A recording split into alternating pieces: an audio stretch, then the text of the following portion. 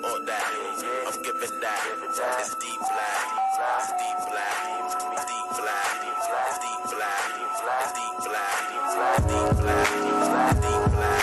It's deep black.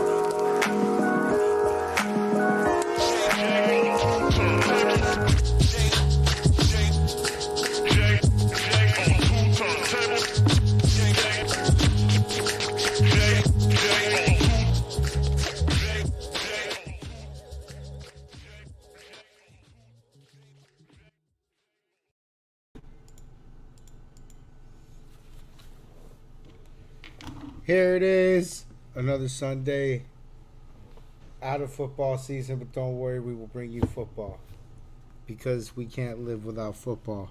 It's too hard. It really is. How you doing, Brendan? Good. I probably sound like shit because I'm sick, but I'm here. Nah, dude, you're fine. You're fine. Toughing it out. It's a Michael Jordan game for you today. It is. It's my flu game. I needed this. Don't get me wrong. Wrestling's cool. And I ain't a fan of it like all you motherfuckers. I ain't that into it. Let's do some football. We need football. All right, so we have an actual good game today. Are you ready for some old guy football? Yeah. I was built for this. We are reviewing the Leon Lett game today. So this is Miami at Dallas, Thanksgiving 1993. It's week 11, I believe. Let me get some facts to how we got here. We're in Texas in November and it's snowing like a motherfucker. They're gonna actually call this game the Sleep Bowl. The annual Cowboys Thanksgiving game, this time against the Miami Dolphins. Two teams very not used to snow. This snow is due to a massive cold front coming through Texas that week. And thanks to that, we have our very first game in Dallas played in the snow. About 90 minutes before kickoff, when the grounds crew cleared the tarps of the field, ice and sleet eventually turned to snow and covered the field, and the game time temperature was 32 degrees with a wind chill factor of 20. So it's fucking cold, basically, is what they're, what we're trying to get across here. It's cold and the field sucks. The Cowboys enter this matchup the defending Super Bowl champions, keeping the core of its team that led them there. On offense, the tandem of Troy Aikman, Michael Irvin, and Emmitt Smith, all future Hall of Famers, but right now young stars with plenty of prolonged dominance yet to come. And on defense, Dallas levied a unit that forced 9 turnovers in their most recent Super Bowl victory. They were a unit headed by Pro Bowlers Russell Maryland, Ken Norton Jr., and Thomas Everett. The Cowboys were 7-4 coming into this matchup, fresh off of a loss to Atlanta the week prior. The 9-2 Dolphins were the definition of air superiority with their star quarterback and future Hall of Famer Dan Marino. Their Dolphins haven't won a Super Bowl since '73, but with Marino, they've been in the race for the past decade, making an appearance in '84, albeit at a losing effort against Joe Montana's Niners. In '85 and again in '92, the Dolphins would lose the conference championships. This isn't due to Marino, it's just everything around him isn't great. On defense, Miami was perpetually below average, leading Marino to having to outgun his opponents, which is not a recipe for Super Bowl wins. Fortunately for Miami, by 1992 and 93, they've put a respectable unit together, a unit that was able to shut out the Chargers in the '92 divisional to get their first conference championship appearance in 7 years. This will be the unit they're playing today, and it's led by John Offerdahl and Brian Cox, Marco Coleman, and Troy Vincent and Louis Oliver on defense. On offense, Marino had weapons. It was Irvin Fryer, Mark Ingram, and Keith Pryors. He also had great protection in Pro Bowlers Richmond Webb and Keith Sims. This matchup between both teams was heavily anticipated as the Cowboys, being Super Bowl champions, were facing a red-hot Miami Dolphins team with one of the league's best offenses in tow.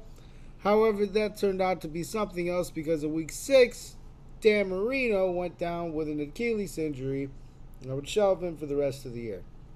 After going through another quarterback, Scott Mitchell, Miami turned to the NFL's oldest active player.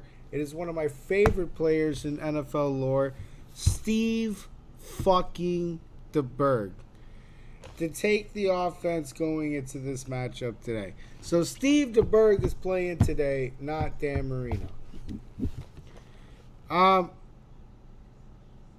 Believe it or not, the 9-2 Dolphins look to be favorable in this matchup as the Cowboys themselves are going through a mess of issues. Leading up to the Thanksgiving, there was a chance that both Troy Aikman and Emmitt Smith would miss this game. This proposal would have left Bernie Kosar to lead the Cowboys offense.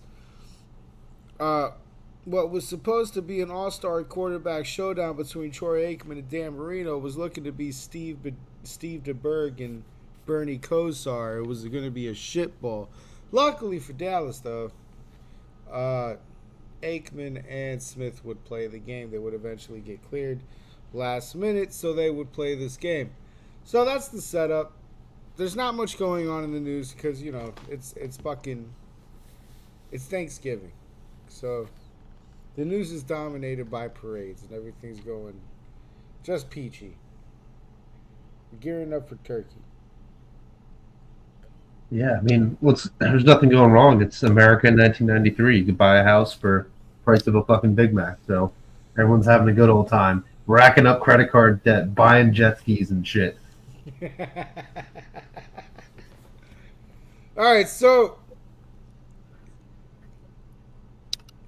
I guess okay. So in the NFL, I do have the honors. In the NFL this year, the Super Bowl champions are the Cowboys. The MVP is Emmitt Smith. The Offensive Rookie of the Year is Jerome Bettis. So get that, 93. Jerome fucking Bettis is a rookie. Defensive Rookie of the Year is Dana Stubblefield. I don't remember him too much. Offensive Player of the Year, Jerry Rice. Defensive Player of the Year, Rod Woodson. In the NBA, the finals champions were the Chicago Bulls, with the MVP being Michael Jordan. The season's MVP was Barkley, Rookie of the Year, Shaquille O'Neal. So fucking Shaquille O'Neal was a rookie this year. Defensive Player of the Year, Hakeem Olajuwon. And Coach of the Year was Pat Riley with the Knicks. In the NHL, the Rangers were your Stanley Cup champions. MVP was Sergei Fedorov. And Rookie of the Year was Martin Brodeur. I don't know if I got that name right. But, yeah, close enough. In the MLB, World Series champions were the Toronto Blue Jays. National League MVP was Barry Bonds. American League MVP, Frank Thomas. The Cy Young winner for the National League was Greg Maddux. And for the American League was Jack McDowell. And Rookie of the Year for the American League was Tim Salmon, while the National League was Mike Piazza. So, that's it. We don't have a pregame section for this show because I couldn't find one. It's old. So with that, we are here. Are you ready for football? Yeah, I had a realization as you were going through all that. I was like, I never could understand why people would say Tua is the next Dan Marino, and then you said he tore his Achilles in week 5 and was out for the rest of the year. So I get it now. This was a tough one, but we pulled through. We Steve DeBerged it. All right. Let me get to this. Let me close these right here. Metropolitan area. Yesterday, 62 degrees. Are we good on sound right now, today? 26 degrees. And with the wind Sounds chill good to me. factor, it's about -1. Well, the tarp was on the field all morning, but it's been taken off. And in fact, pregame activities have been curtailed somewhat. It's very slick, and the footing is going to be difficult. For the Dolphins, they are not a good Playing on some weather fucking team. AstroTurf that's not even anything close to grass. 3 out of 9 games. It's just fucking concrete. Texas Stadium in Irving, Texas. The It's traditional ice Thanksgiving concrete. football feast continues here with the defending Super Bowl Ice champion fall. Dallas Cowboys hosting the Miami Dolphins. Dude, they need to Weather, bring an this music enormous back. factor today. The temperature in Dallas 26 degrees with a strong wind, a mix of rain and sleet. The wind chill 5 degrees above zero. Jesus. On this Thanksgiving Day at Texas Stadium, the path to the Super Bowl for these two outstanding teams is an icy one. Chill factor around 0, temperature on the field 26 degrees, sleet in this weather storm that has struck central Texas. The Dolphins and the They still Cowboys, paint and we their welcome cheeks. you on this Thanksgiving Day. Dick Enberg along with Bob Trumpy, 2 marquee Oh, teams. cool. What a Look name. at Lots that, of hopes Dick being Enberg. realized and dreams, and one belong to a man Who the fuck almost is 40 Bob years of Trumpy? age, too old to play professional Who football. the fuck is this Steve guy? DeBerg, quarterback. He's got a great name. Today. He was unemployed 2 weeks ago. He was in Tampa, comes to Miami when he got off the bus. Unemployed this 2 morning. He weeks only had ago, on was a Steve short DeBerg. sleeve shirt. Right off He the had no couch. jacket whatsoever. The original Joe He said Flacco. He comes to Miami and he is looking at and now playing with the best offense he has ever been a part of. Now this is the 6th No team he's ever shit. played for. One of them was San Francisco. He thinks this is better than San Francisco's offense. Better wide receivers, he Yes. said, and No he likes shit, the way dude. that Aaron offensive line Flyer. is constructed to protect the passer. Now Fucking- let's go to the Dallas Cowboys. When healthy, everyone says, hey, Super Bowl, chance to repeat the title win in January at the Rose Bowl, but not today. Not today. They're not healthy with Troy Yeah. Aikman coming off the hamstring. I wish they Trying still to do played what he can NFL for the games at the offense. Rose Bowl. Jimmy Johnson told us he encouraged Troy, throw the ball away. Don't run with it. And in the case of Emmitt Smith, he practiced yesterday in the offensive part of the practice, tried to stretch out his thigh as best he could. But in the last 4 days, 2 trainers have lived with Emmitt Smith, And he's gotta giving run him on treatment ice on today. that bruised thigh every waking moment to try to get him ready. Cowboys won the toss and will receive. We should point out, as you can see, the snow sweeper trying to clear at least the yard lines, that anywhere there is paint, like the blue star in the center of the field, or the numbers that mark the stripes, it is very treacherous. So we'll see some slipping and sliding whenever athletes hit anything that's painted. That's rock ice. Kevin Williams, who played at the University of Miami, and Brock Marion, our deep Here we for go. Dallas. Marion, a rookie from Nevada, Reno. And we're Did they underway say on Brock Stoyanovic's Marion? center. Future To Dolphin Williams at Brock the top. Marion. Gingerly moving. Fumbles and recovers his fumble at the 26-yard line. And as you said, Bob Trumpy, special That's teams so could appropriate that they decide started this game game. humbling. Here come the Cowboys and Troy Aikman coming back after so the good. hamstring injury suffered 2.5 games ago. And these are the men who will protect him well today. You can be sure that's the charge from Jimmy Johnson, Tuane Newton, Stepnoski, Jimmy Goldman, Johnson, Williams. future The backfield for Dolphins. Dallas. Emmett Smith does start. Darrell Johnston, so versatile. Irvin and Harper, brilliant outside. And Jay Novacek was led all tight ends and catches in the 90s. Williams comes in when they go 3 wide. From the 20, When they go 3 wide. Gotta love it. and it's off the fingertips of Michael Irvin on the far sidelines. Defense for You got that? Miami. Cross is having another terrific year, 10.5 sacks. Klingbeil tough against the run. Golick, the ex-Eagle, Marco Coleman. Brian Cox, he was my favorite for so outside long. linebacker. Offerdahl returns. He came back actually last week, and Brian Cox, mighty tough, a Pro Bowler. Vincent and Brown on the corners, Williams and Oliver at safety, and those are the men that really are going to see the pressure. Vesky Jackson, the nickelback, because they're footing so treacherous when they don't know where that receiver's going. 2nd and 10. Emmett Smith tries that sore quadriceps muscle. Hell no, and, going really nowhere. didn't have much burst Sorry, in it. Emmett. And Brian Cox celebrates the tackle. Dick, what Dallas is trying to find out here There's a in lot the of initial Cox and stages Dick is, in this fucking can game. Yeah. Emmett Smith carry the ball like Emmett Smith normally can? He can fill 2 roles today. He can either carry the ball and be the normal Emmett Smith, or he can be a decoy. Miami on the other side of the ball trying to figure out the same thing. Is it the real Emmett Smith, or is it the decoy Emmett Smith? And if it isn't the real Smith, then they can adjust their whole defensive scheme to stop the outside receivers Absolutely. and not focus on the running game. 3rd and long for Aikman. And it's through the fingertips of Michael Irvin again. So 2 passes, Irvin unable to pull in either. And on the first Dallas possession, 3 and out. 3 and out. On the kick is John Jett, who leads the NFL in net punting yardage, over 40 a kick. Dick, already look what they're trying to do here. They're trying to, as best they possibly can, zone these outside guys. So it's difficult for Aikman to hit the big receivers on this team, Harper and Irvin. This is, neither one of these coaches know what their teams can do at this point. They're just out there guessing.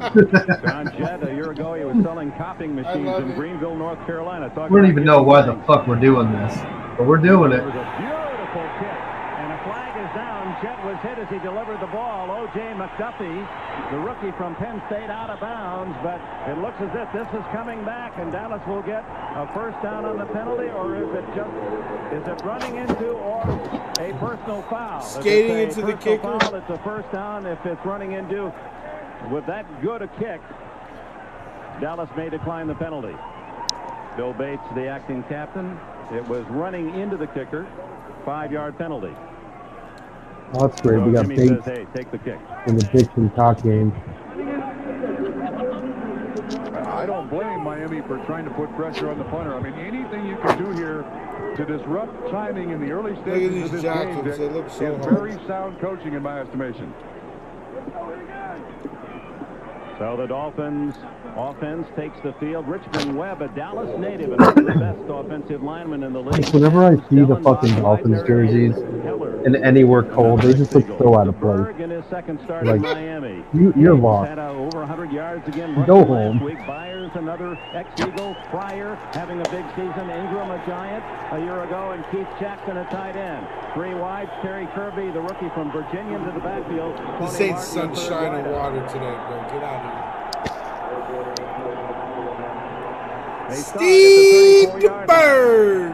The toss to Higgs, who was drafted by the Cowboys out of Kentucky, and he gets a Who the fuck couple. is that guy? Tony Casillas in on the stop, number 75. Tolbert, Casillas, Maryland, and Haley, the front 4 for Dallas. Haley continues to harass quarterbacks. Edwards, Ken Norton playing with a torn bicep tendon is in the middle. Darren Smith, a rookie from Miami, moving into the starting lineup early this year. Kevin Smith and Larry Brown at the corners, and Woodson and Everett at safety. 2nd and 7 into the eyes of Norton, one of the Super Bowl heroes. DeBerg's first pass. And he goes to the tight end, Jackson, protecting the ball. He's hit just shy of the first down by Norton and Woodson. One of the things the Miami Dolphins have done, they've infused a little toughness into this football team from the NFC East, picking up all of the former Philadelphia Eagles, Jackson being probably the greatest asset. And when you see short little patterns like that, that's just Don Shula and Gary Stevens experimenting here. What can we do? They'll stretch it a little more, but we start out with just a 5 or 6 yard pattern for a completion. 3rd down, a yard.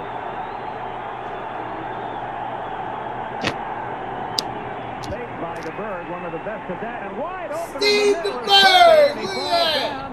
And while down, the ball is not no fumble. He was already down. Darren Smith made the tackle, and there's the field, perhaps costing Miami a touchdown. Kirby was all alone, but couldn't hold his footing. Good play action fake by Steve DeBerg. He's always done that throughout his career. And Kirby comes so wide open, he turns around and then, I think they call that a salt cow. But he lands on his outside edge. Thank you, Brian Boitano. I didn't realize. 19 yards on the play. And Miami Dolphins are in Dallas territory inside the 40-yard line. Steve DeBerg told us last night that most teams that he's caught on with, he's caught on at the beginning of the season, he comes to Miami, he's got to pick up this offense on the dead run. Dan Marino sits next to him at every meeting, going over every single play, so he knows as much as he can possibly absorb. But doesn't wear any wristband with plays. He said, I want to know it. Made only one mistake last week in his first start. Has trouble setting himself and then goes long for Fryer. And Fryer skidding off the field of play. Larry Brown defending for Dallas. Tough for those defensive linemen to get a good push off the line of scrimmage. Yeah, especially the light ones. Haley is not a particularly big guy, and he's also facing Richmond Webb, who is a very, very good pass rusher and knows how to hold and get away with it. Richmond from Dallas had to get 35 tickets for family members today. And Haley doesn't have the numbers of the pass rush this year because of the Dalton disc in his back, but that's a good matchup, 78-94 all day. 2nd and 10 from the Dallas 38-yard line. DeBerg has a man, and a good catch by Mark Ingram. He's used to playing in tough weather, the ex-Giant. And they'll spot that one 11 yards, first down. And Miami's choice here at the outset is a lot of play action fakes. You see the cornerback looking in there. Ingram does a good job of keeping his feet underneath him. Mike Ditka talked about you can't move on this field. He's right, but there is a way to run patterns in snow, and that's the short, choppy steps, keeping over your feet, not trying to stretch out too much. Ingram did a great job for a nice completion. DeBerg, who played his college ball decades ago at San Jose State, 3 for 4 off the top of the game. And he's going to throw on first down. The middle, boy, tough catch by Keith Jackson at the 22 of Dallas. Cam Norton, still another tackle, assisted by Dixon Edwards. I'm not sure when this happened, but when teams stopped holding up the tight end, guys like Jackson started making millions of dollars. It didn't used to be that easy, but they allow tight ends to just get down in there, and that's like a rebound underneath the basket. Jackson with that big body can make those catches. 5 yards on the play, 2nd and 5 at the Dallas 22.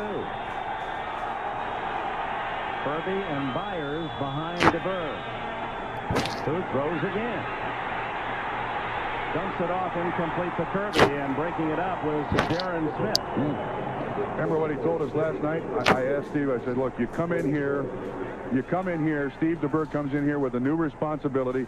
What's the one thing that you don't want to do? Throw the interception. Well, it almost happens here. Haley trying to get to the quarterback. DeBerg could have run for the first down.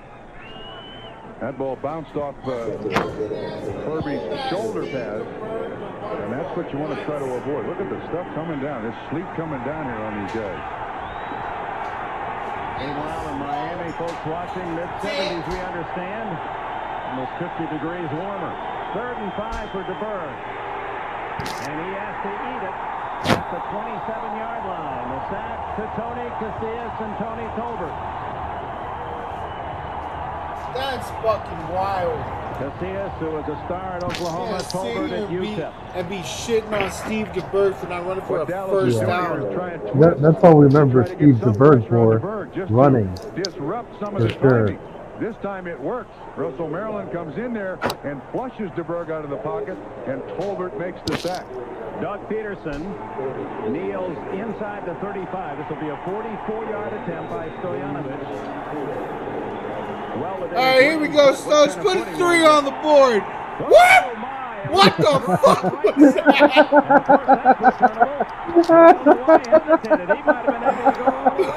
What the fuck? What the fuck was that, Pete? Holy shit! That was like a cartoon. That program, the free program, diminished somewhat by this effort. They even cleared the spot, but you can see that his plant foot gave away immediately, and then 27 Everett wasn't sure what to do with the football. Norton out there as a lead blocker. Pete, This what is a the good fuck? spot. Watch his left foot. Right out from underneath him. So now it appears field goals aren't going to work, at least from 44 yards. Oh, this game is too fun. This is a football game, 44-yard attempt like for on Rye. ice. Now Dallas This is with the just ball, ice and football. Jimmy Johnson says, "Come on, Everett." We should have got hockey skates for this shit. Welcome back to Texas Stadium. The sleet continues to fall. Stoyanovich sliding on his 44-yard field goal attempt, and Dallas takes over at the 39. Emmett Smith still a tailback. Changing it to some ice skates now. Alvin Harper, and Harper out of bounds at the 45. It appears that from the DeBerg series that better luck throwing the ball up the middle of the field. The wideouts, the long wides, especially as Dallas tried in the first possession, tougher to catch and control. Dick, I think that's an excellent point, and I think the other thing we learned off the 2 first offensive drives is this game is, for now until the end of it, a field position football game. Coaches got to be thinking about how we can maintain good field position. From the Dallas 46, 2nd and 3.5, and Oh! first down. Nothing wrong with that. I remember when field position mattered in football. What a great time. The front of the thigh. He thought it was broken on Sunday. Yes. As a 3 matter of yards fact, in a cloud I of talked to dust. Kevin O'Neill, the trainer of the Dallas Cowboys, yesterday at practice. They discovered that Emmitt Smith injured his thigh in high school. And I there was miss a this kind of slight bit of football, calcification where the on fullback femur, mattered. a little raising of calcification. That added to the bleeding in the leg. Were those and pads that's that they why have in their it pants was meant so something. swollen, and they had to undergo so much extra treatment to try to get him ready. It's the right side. Play action take and a throw. Look at that. Irvin, and then he Wow. lost it. Irvin had it for a moment. Back to Emmett. Butterfingers. He had not missed a start since a college sophomore. So durable, and a man who also doesn't fumble. With all the touches that he has this year, he's fumbled only 1 time. And they play action fake to Emmitt Smith here to try to draw the linebackers. And Irvin with the little slant. Actually, J.B. Brown does an excellent job. It's like coverage there, everybody has to putting his run bag. like they're in the Mario You know, Ice big level. receivers like Michael Irvin, pitches, trick outs, I think those work. 225 straight passes by Dallas quarterbacks without an interception. Nothing there for Emmett on this play. Struggles for a yard or two to the Miami 48-yard line. Yeah, but you know, Dick, you say nothing there for Emmitt Smith. But psychologically, what that does for the Dallas Cowboys is it keeps the Miami defense spread. You've still got to respect the heart and soul of this offense, and that's Emmitt Smith. What?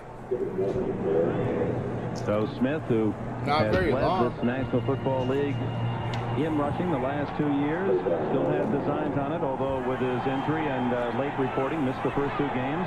Starts today with around 750 yards rushing. Aikman dumps it off to Smith. Look at this. Wow. And Smith fighting to get to the first down. Wow. Yard, takes quite a hit. Chris Green, number 42, nickelback I coming guess up that's from why the you got to secondary. respect him. To this point, Emmitt Smith looks fine. He didn't pick up the first down, but if this kid can play this football game, when they got back from Atlanta, they took him to the training room, and the first thing they did was bend his leg and keep it bent to try to have That's all why the blood we're calling surface. Emmitt They then Smith the straightened kid. it out. They began treatment sometimes until 2 o'clock in the morning An assistant trainer went over to his house and stayed there with Emmitt Smith. Yesterday was the first day run. He also told us, no needles. I am not injecting any part of my body to play a football game. 4th and 2 at the Miami 42. OJ, not a murderer. High floaters. McGuffey, the fair catch at the 24-yard line. So the Dolphins with it at the 24. No score first quarter. Oh, this part of Texas, you don't often see those fires in the hearth, but it's going to feel good today. Fans who have braved this terrible weather. Severe winter storm warnings throughout this part of Texas, central Texas. 23-yard line Miami after a short 17-yard punt by John Jeff. To Bird. To Byers. Byers first. Keith Byers, look at him go! Byers. He found his ice skates, look at him go! Keith Byers all the way to the goal line. Is he in? Touchdown! Oh, my! Dolphins rushing touchdown, okay. 7 yards as In he the outruns ice. Kevin Smith to the goal line. Using the fullback. 90s football, baby. That is the longest run in Keith Byers' terrific career. Excellent blocking up front. And the thing that the Longest offensive skate. line did was keep Look their at feet. that. And then I'm shocked Whee! at Keith Byers' speed. We're talking about a 250-pound fullback, H-back, tight end, whatever you want to call him. And whoa, he got the football in. He didn't get in. The ball did. And Byers does a nice belly flop right in the end zone. 25 yards longer than his previous high career run. Keith Byers goes 77 with a 6-0 lead, and now the adventure of the extra point by Stoyanovich. He punches it through. Oh, and okay. the Dolphins lead. There you go. 7-0. No slipping. Dick, at the end of this run, and Keith Byers is going to be asking for the oxygen. Watch the football. He's got it in his left arm, takes it out, puts it in his right. And the ball goes in the end zone. Well, Byers is known for having big and wide feet, and with his weight, perhaps on this field, he might be the best Is that what he's runner known for Don for? Shula. His big ass feet? Celebrates No the grab early and lead. big ass feet. One of the ex-Eagles, Keith Byers, said he grew up with dad, a Pittsburgh Pirate baseball fan. Roberto Clemente was his first hero, and Byers with an icy home run, 77 yards to give the Dolphins a 7-0 lead as Kevin Williams 85, Brock Marion 31. Two rookies wait for Stojanovich's kickoff. That's why I'm seeing Brock Marion not in a Dolphin uniform. Fairly good length considering the footing. It comes down at the 15 to Williams.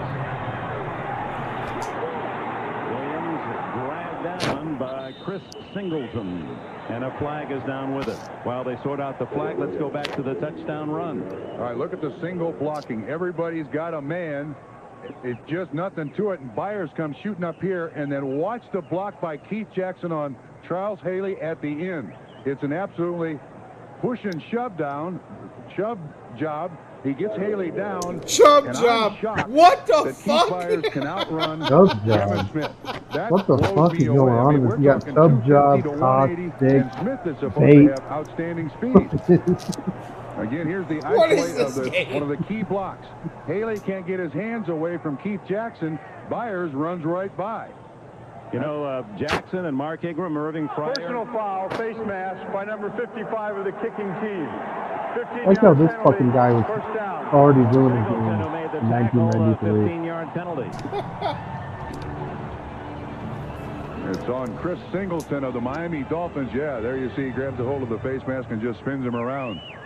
Back to Jackson in that block. He and Ingram and Byers, they've got to bet that the one with the fewest knockdown blocks at the end of the year has to feed the rest of them. And they really take pride in their blocking. And Don Shula, even in talking about Irving Fryer, yesterday said, I have never seen a wide receiver block better than Fryer. I said, hey, Coach, that covers a lot of great years for you. And I was going to mention that if Jackson got in that bet with Ingram and Fryer, I would take him to lose. Keith is not known as a great blocker. Well, the Cowboys good field position after the penalty at their own 46. And Emmitt Smith will try the middle. And and gets about 5. Marco Coleman and others make the tackle, and it's time now to check our natural gas quarterback efficiency ratings as we move into the stretch run of this 1993 NFL season. And Steve Young, oh, what a game on Monday night against the Saints, moves into the lead with Aikman in second place. Elway, Hebert, Esiason, Marino, although out for the year, still enough throws to qualify. Kozar, the backup to Aikman, is 9th. And there's Bernie. Boy, is he happy to be down in Dallas. Quite a year of tumult for him. Smith picking his way shy of the first down at the 45 of Miami. John Offerdahl and Dwight Hollier, Miami linebackers, with a tackle. And Offerdahl so happy to be back out. He said, you know, those first 5 years I did some nice things, got to a Pro Bowl and all, but our team wasn't very good. Yeah, he said, I had to make all the plays. Now I don't have to make the great plays. I'd love to be a part of this, and I can't stay healthy. Coming off a shoulder injury. Last week played 20 or 30 snaps. This guy is one of Steve Smith's rock hits. That is one of the hardest guys in the NFL to hit when you block. Steve Smith, the blocking back for the Raiders. 3rd and 2, and it's Smith. And he slips and stays on his feet and appears on that second effort to be close to the first down. Hollier, the second-year backer from Carolina, in on the tackle again. Emmett now 6 carries, 17 yards. And it appears it'll require a measurement as Ed Hockley, the referee, looks to the sidelines. Now the deception continues. We still don't know how good or how bad Emmitt Smith is. I mean, we can't make a determination yet because this looks a lot like Emmitt Smith. He'll run 4, 5, 6 times nothing, and the next one he also might pop one out for 25 or 30 yards. He says, you won't see any 60-yarders from me, but I think I can give you the 10, 15. Yeah. And he gave Dallas a first down at the Miami 44. The Dolphins leading 7-0 on a startling 77-yard touchdown run by Keith Byers. So from the 44-yard line, Miami territory, Troy Aikman with a new set of downs. You're doing a good job on that yard marker, so how do you know that? I'm sitting right next and I don't know where it is. You're right. I'm telling you, you're right. But I don't know how you're doing it. I guess after almost 30 years of covering this National Football League, you know the 100 yards. Yep. Darrell Johnston in front of Emmitt Smith on first down. Aikman pumping and going long, going to be intercepted, but there's a flag down. Louis Oliver has the interception, but I believe we're going to have a hold against J.B. Brown. As he was what the fuck is he throwing? Yeah, it was a hitch and go by Urban. J.B. Brown fought and had to just stop Urban, and frankly, it's a good penalty. If he doesn't stop him, Aikman's going to hit him right square in the numbers, and he's going to run it in. Oh, sure he is. The 5-yard penalty, not interference, 5-yard first down.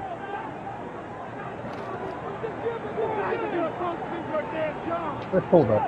You see that guy behind Coach with the giant-ass top hat Watch the on? hitch. The fake right there, J.B. Brown bites. Actually, that's very smart on J.B. Brown's part.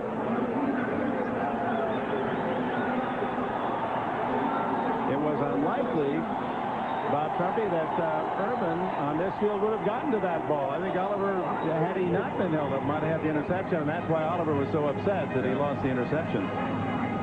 It's a 5-yard penalty and an automatic first down at the 39 of Miami. And there's the emotional part of the Miami Dolphins. Now, you just saw Brian Cox.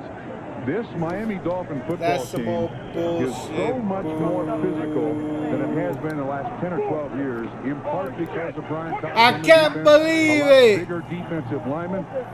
It used to be a finesse football team. It's not anymore. On first down, Aikman dumps it off to Smith. And Smith showing good speed. Wow, look Out of bounds at the 32-yard line. Brown and Vincent, 2 cornerbacks over there to get Smith. Dick, I was struck yesterday when we were at Dallas's practices. You watch this play come right at you. Yes, you don't know how to Smith skate. went out to run. He came out in full Look at pads, that. the new thigh boards he's wearing today to protect his thigh. Look at that. He was Look at that. jogging on an adjacent field to where the team was practicing. When he started jogging, the entire team stopped, turned around, looked at him, and, you know, they all made their own judgment as to what he looked like, but to this point, he's carrying the load. He's the kingpin in this Dallas offensive machinery. This time, Daryl Johnston, and they chant Moose. His nickname is he plunges to about a yard from the first down. Jeff Cross and others with a stop at the 30. Shula likes this kid. He likes all those guys who get dirty. You know, they very seldom get headlines. We don't talk about them a lot. Shula likes but he dirty loves guys. like Is Daryl that what Johnston you're and trying to Tony say? Payne Bro? fill That's the kind same of role. fucked up. But he likes Johnson's versatility. That he blocks, he Yeah, catches, Shula he loves runs, he just Johnson. does everything so well. He likes Johnson's versatility. Scott Galbraith and Jay Novacek. He likes the versatility of Johnson. And Aikman going to throw for him. Intercepted by Oh! my. by Galbraith at the Dallas 42-yard line. What a Hey! interception by Hey! Brian Hey! Cox. Ball online, motherfucker! This is a sprint out by Dallas. Is coming right at you. The intended receiver is Harper, 80. Brian Cox plays it beautifully. Boosh! Makes Dog an excellent shit. reception. Ball You got to Miami. fucking picked Only by third Cox. interception thrown by Dallas all year. Love it. That's what they do on Thanksgiving when you get an interception as first of the year. Irvin is going to run a pick. Here's the primary receiver, and here's Brian Cox. He plays this picture perfect. He for the fucking interception. Dixon. And it gives us Miami the third trip into Dallas territory. They missed the field goal, got the touchdown, and now first down from the 42. DeBerg looking long. Oh, look at that. Very close to Oh. another 6. Steve. He still has the Come on, arm at 39, Steve. doesn't he? Get it You know, together. he said, too, that if there's one person he can thank for teaching him football was Roger Staubach. Now, in 1977, he comes out of San Jose State, and he's here from May through to September, and Roger Staubach loved his arm. He's always been able to throw the football. He said, I came out of San Jose State, all I could do was throw it. Roger taught me a lot about football, and he said, I'm forever thankful. And Roger Staubach, one of the guests on NFL. Roger Staubach. Looks great. Looks like he could still get out there and lead this Dallas team. Terry Kirby runs into a stack of Cowboys after a pickup of 3. He's inside the 40-yard line. It would appear that in terms of field goals today, anything longer than outside the 20 is going to be hazardous. That you can punch the ball, but you really can't deliver that hard charge, the kicker at the ball. Yeah, I think the first time that Stojanovic tried, he didn't clear an area big enough, as you said, Dick. 2, it might make Don Shula say, look, as opposed to a field goal here, let's pin him back to the goal line. Because, again, this is still a field position football game. Shotgun DeBerg. He likes the shotgun. He told us that yesterday. Throws underneath. Kirby can't get away. And no first down. And now the fumble. Is it ruled a fumble? They scramble. And it's called a fumble. Dallas ball. Oh, what are we doing? Kirby, What are we doing? understandably, the rookie trying to get the first down. And the second effort led to Dallas' chance to knock it away. And, Dick, you didn't see Don Shula complain too much. The hit by Brock Marion, and the ball does come loose. That's a good call. I don't think that his forward momentum was stopped. And now it's 2 turnovers, 1 for each team. Dallas gets it back. James Washington, number 37, recovered for Dallas. What are we Well, doing? again, a small bit to apply to the rest of this game. Don't fight for inches. Just hang on to the football, Butterfingers. get to the ground. Dallas starts from the 32.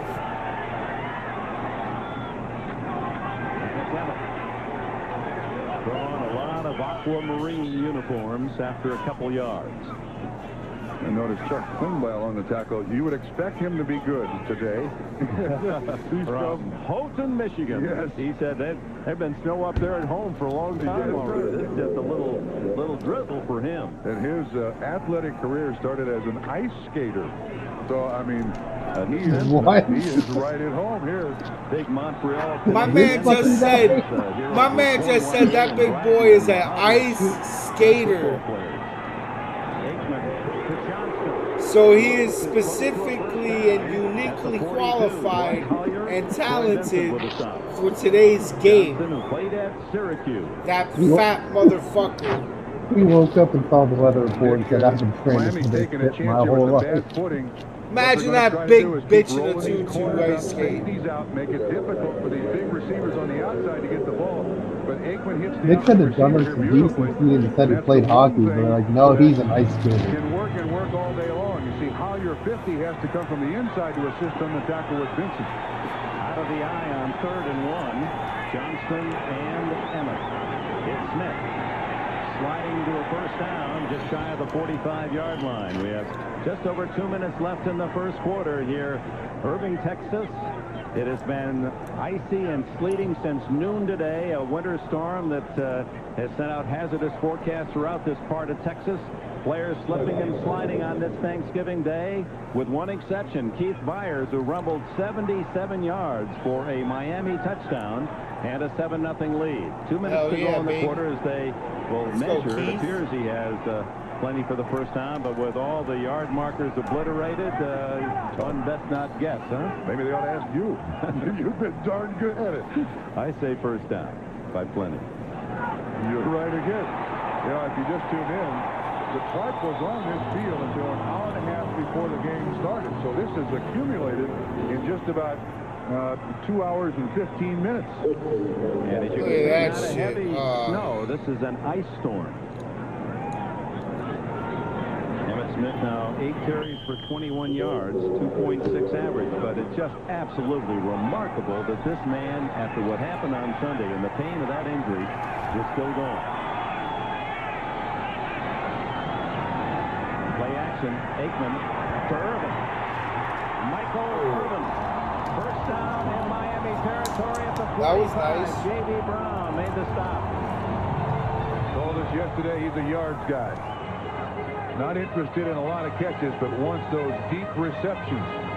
Jimmy Johnson said, this is the hardest working athlete I have ever been around in my life. I've been around him for 10 years, and every year he's gotten better. This is one of the most proud individuals you will ever meet in a football uniform. And you met Michael Irvin and his big and happy family on our NFL Live pregame show, and we had a couple of added comments from Irvin himself. He was a terrific character. Down the middle, incomplete. Off Irvin's fingertips at the 25 and almost into the arms of the Miami Dolphins. Almost. And one of the things that Michael said to us that I love was, in a family of 17, we asked him what dinner was like around there, and he said, well, first off, Dad ate first. His plate was filled first by Mom. Absolutely. And then the rest of us kind of filled in. Troy Aikman, whether certainly bothering or not bothering his throwing arm, he's throwing ropes out there. 5 for 10 to Johnston. And his feet cut out by Jarvis Williams, who played at Florida with Emmitt Smith. Yeah, they had a big hello and how are you before the ball game. Again, excellent coverage by Miami. You got to give the Dallas Cowboys those little swing passes, those little flare passes by the running backs underneath, because they have such gifted wideouts. Harper and Irvin, you need support for the other people out there trying to cover them as best you can, and the fullback and the running back's going to be open all day long. Crazy. 3rd and 5, under 7. Shula sends in 3 more defensive backs, and it's Irvin. Love it. For a first down. Marcheca. Yes, it is Michael Irvin. Troy Vincent makes the tackle. This is a big receiver. Michael Irvin is a big, strong receiver. And Troy Vincent is a big cornerback, but you see just a little bit of distance between the cornerback and Michael Irvin. And Irvin is See the hands there? He absorbs that hit and finds himself open, and Aikman makes the completion. Irvin adding yards to his lead in the NFL over Jerry Rice. End of the quarter. Hello, I'm Nate Newton of Dallas Cowboys. I'd like to wish everybody a happy Thanksgiving. And if you ain't gonna eat turkey, eat French fries, because I love them. Wait, on Thanksgiving? That's just not Thanksgiving. French fries, French fries anytime. on He's the expert Thanksgiving. on French fries. He puts chili on them, he says, ketchup, all kinds of combinations. Alright, bro. 25-pound Nate Newton. He once was over 400. Thanksgiving on He calls fucking French fries the universal food. And when we talked to him about Thanksgiving, he said, man, when I grew up, we called it grubbing. And I said, what do you mean? He said, we went from house to house on Thanksgiving. It wasn't one table. It was 5 different houses we had Thanksgiving. He's ready to go right after the game today. First down, Dallas, trailing 7-0 as we open the second quarter. Aikman well protected and dumps it off to Smith, and Smith hit immediately, no gain. Nate Newton called Thanksgiving dinner the Newton's pregame meal for Christmas. What do they do on Christmas? Delightful. The kitchen, what a nickname. That's what I wanted. They fucking kill a bear? Like, offensive line at one time was an offensive tackle, now a guard. He carries some ballast around him, but he's one of the strongest guys up front you're ever going to find. Well, that's just a 100-pound hedge against anorexia.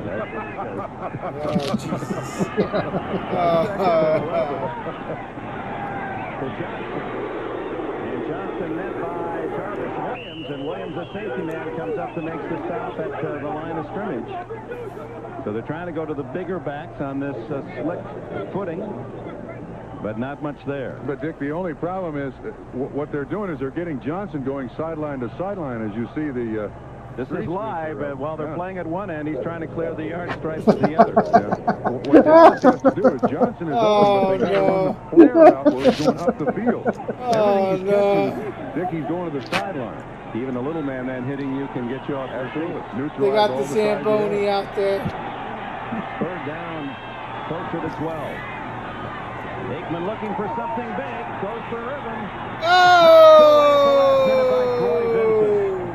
Vincent appeared to be beaten, but on the icy conditions, you could see Irvin trying to gather his feet underneath him, and that allowed Vincent to duck in with the right hand. This is very close, and Vincent does get that hand just in there to knock it away. You can see Michael Irvin's hands there ready to receive the football. Excellent job. Contact again at the break.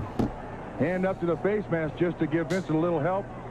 Vincent has learned quickly how to play this spot in the NFL. So on fourth down and a I mean, it's so awesome when you can play defense in football. Stoyanovic's problems. Right. Field goal try from about this area. Go for it. Oh, they're going for it on 4th and fucking 11. Aikman down the middle. Oh, No! triple teamed, and Troy Vincent and Louis Oliver hit him simultaneously. Miami takes over on downs. Now, Dick, I think Jimmy Johnson learned something from Miami with their field goal attempt. He says, hey, I'm not going to try a field goal here. Let's go with the best thing we can do here. Watch this hit by Oliver, who when drafted said, I'm not here to cover anybody. I'm here to loosen fillings. You wear the whites? You a dentist? Loosen fillings. Yeah, what the fuck? We'll see it here on NBC, and you can bet the Chiefs are here watching today as Miami takes on the Dallas Cowboys, and any victory by those teams up in the higher echelon, the others rooting against them. Home field obviously so important heading toward the playoffs. Well, it appears pass is the call today on this field. And it's worked. I mean, even though Louis Oliver knocked away that 4th down attempt there by Troy Aikman, there are receivers open. One of the things that happens here is the linebackers can't get back underneath coverage. So second down and 8 at about the 34 of Miami. DeBerg and Cookie incomplete off the fingertips of Mark Ingram. Larry Brown there to cover. NFL Live on Mark Ingram, bro. A good lineup of action that'll be culminated by that Kansas City Buffalo game, and you'll take a look at that Buffalo Bills defense that has helped carry Marv Levy's club to 3 consecutive Super Bowls. Cornelius Bennett, Bruce Smith. They lost them New all. England, Raiders, Cincinnati, Cleveland, Atlanta early, Buffalo, Kansas City, Denver, Seattle, the late games. Yeah, I love how they used to just put this poor referee in there like a third linebacker. He said, just fucking stand right there. Still on his feet and now for foot race. Oh, here we go. Darren Woodson. 36-yard play, and Ingram continues to come up with the big yardage catches for Miami. Steve Dallas had their DeBerg. 47 defense in, 7 defensive backs. You see Bill Bates, number 40, threatening the blitz. Watch the zip DeBerg puts on it, and then Everett and Brown missed the tackle. Washington has to finally What run a them down. fucking These play. are big Miami receivers, just like Dallas's receivers, and a huge pickup for Miami. Officially 35 yards. 12 minutes left in the first half, 7-0. Dolphins, and Byers' second carry after that 77-yard touchdown run in the opening quarter gets about 2 yards this time. Oh, you got to think that a guy like Steve DeBerg on a field like this and the years of experience pays such a huge dividend. I mean, they cut the offense down for DeBerg, but he cuts it down even more. He knows how to play in this stuff because of all the years he's been in the league. Often, though, with warm weather teams, Tampa Bay, San Francisco, now Miami. 17, his number, 17 years in the league for DeBerg. Good play action fake. Throw down the middle, incomplete. Keith Jackson was the target. Charles Haley putting the punch on DeBerg. He was held by Norton, too. Keith Jackson was. Jackson was running the crossing pattern. He's still complaining. Ken Norton got a hold of him as he's running the crossing pattern, and he was the intended receiver. Top of the screen. He gets the release. Now watch. Norton's on him. And he got a hold of his shirt there in the back. Got away with it. From the Dallas 28-yard line, it's 3rd down, a long 7. Bill Bates, extra defensive back in. DeBerg underneath. Intercepted by... Oh, no, DeBerg. Oh, Steve, no.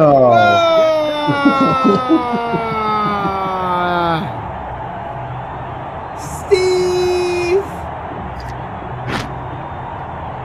Jerry Kirby, the bull. Come on, man. Watch what happens. He's the intended receiver. He never even looks back to DeBerg. He's just walking through the line of scrimmage. Hits off the helmet, and Bill Bates comes up with the interception. What are we doing? What the fuck his was career, that, a man who was out all last year with a severe knee injury. Ice on the Cranberries in Dallas today. Good news is it's lighter sleet at the moment as Dallas takes over to 26 on the interception by Bates, and Emmitt Smith breaking tackles, but a flag is down as he's out close to the 35-yard line. Hold it, Louis bring it Oliver back. to stop. Back to DeBerg after the interception to the sidelines. He's yelling at Terry Kirby. Of course, DeBerg is the new kid on the block, and at the end of this walk, look who comes up to him. He's not happy, but out of it, Marino says, wait, now cool down. Now, you ever think you'd see Wait, Marino buddy. trying to cool somebody That was down? all your fault. And DeBerg at Chill the 39 fuck out, showing dude. his leadership. Don't Didn't you want, yell at my that motherfucking going center. down. Of course, all smiles. Yes. He said, how could you not be happy? The one moment you think your he's fine, football he's fine, career he's is over, fine, the he's next fine. moment Yeah, you're playing we'll for a yell at the team center. that's talking about going to the Super Bowl. Leave Terry And look at Kirby Marino alone. in there. Penalty was against I'll Dallas, fuck you up, illegal all right? motion, nullified, We're a good 9-2 run right by now. Smith, Make me and it fucking takes it back kick to your the ass. 22-yard line.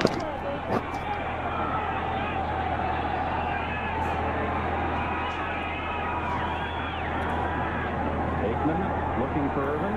He's set underneath. He goes to the tight end Novacek, and Novacek short game Said, "Nah, nailed bro, at get the the 25 fuck by out of here." Brian Cox. Novacek, who has more catches in the 90s than any NFL tight end. That was his 219th. This guy comes out of Wyoming as a Cowboy, is acquired from Phoenix and is now a Cowboy, and is a real-life Cowboy. He Wait, trains what? and rides cutting horses. He come from thinks Wyoming the only or thing you can ride Phoenix? has nothing in the back but straw in it. I mean, it's a pickup truck for life for Jay Novacek.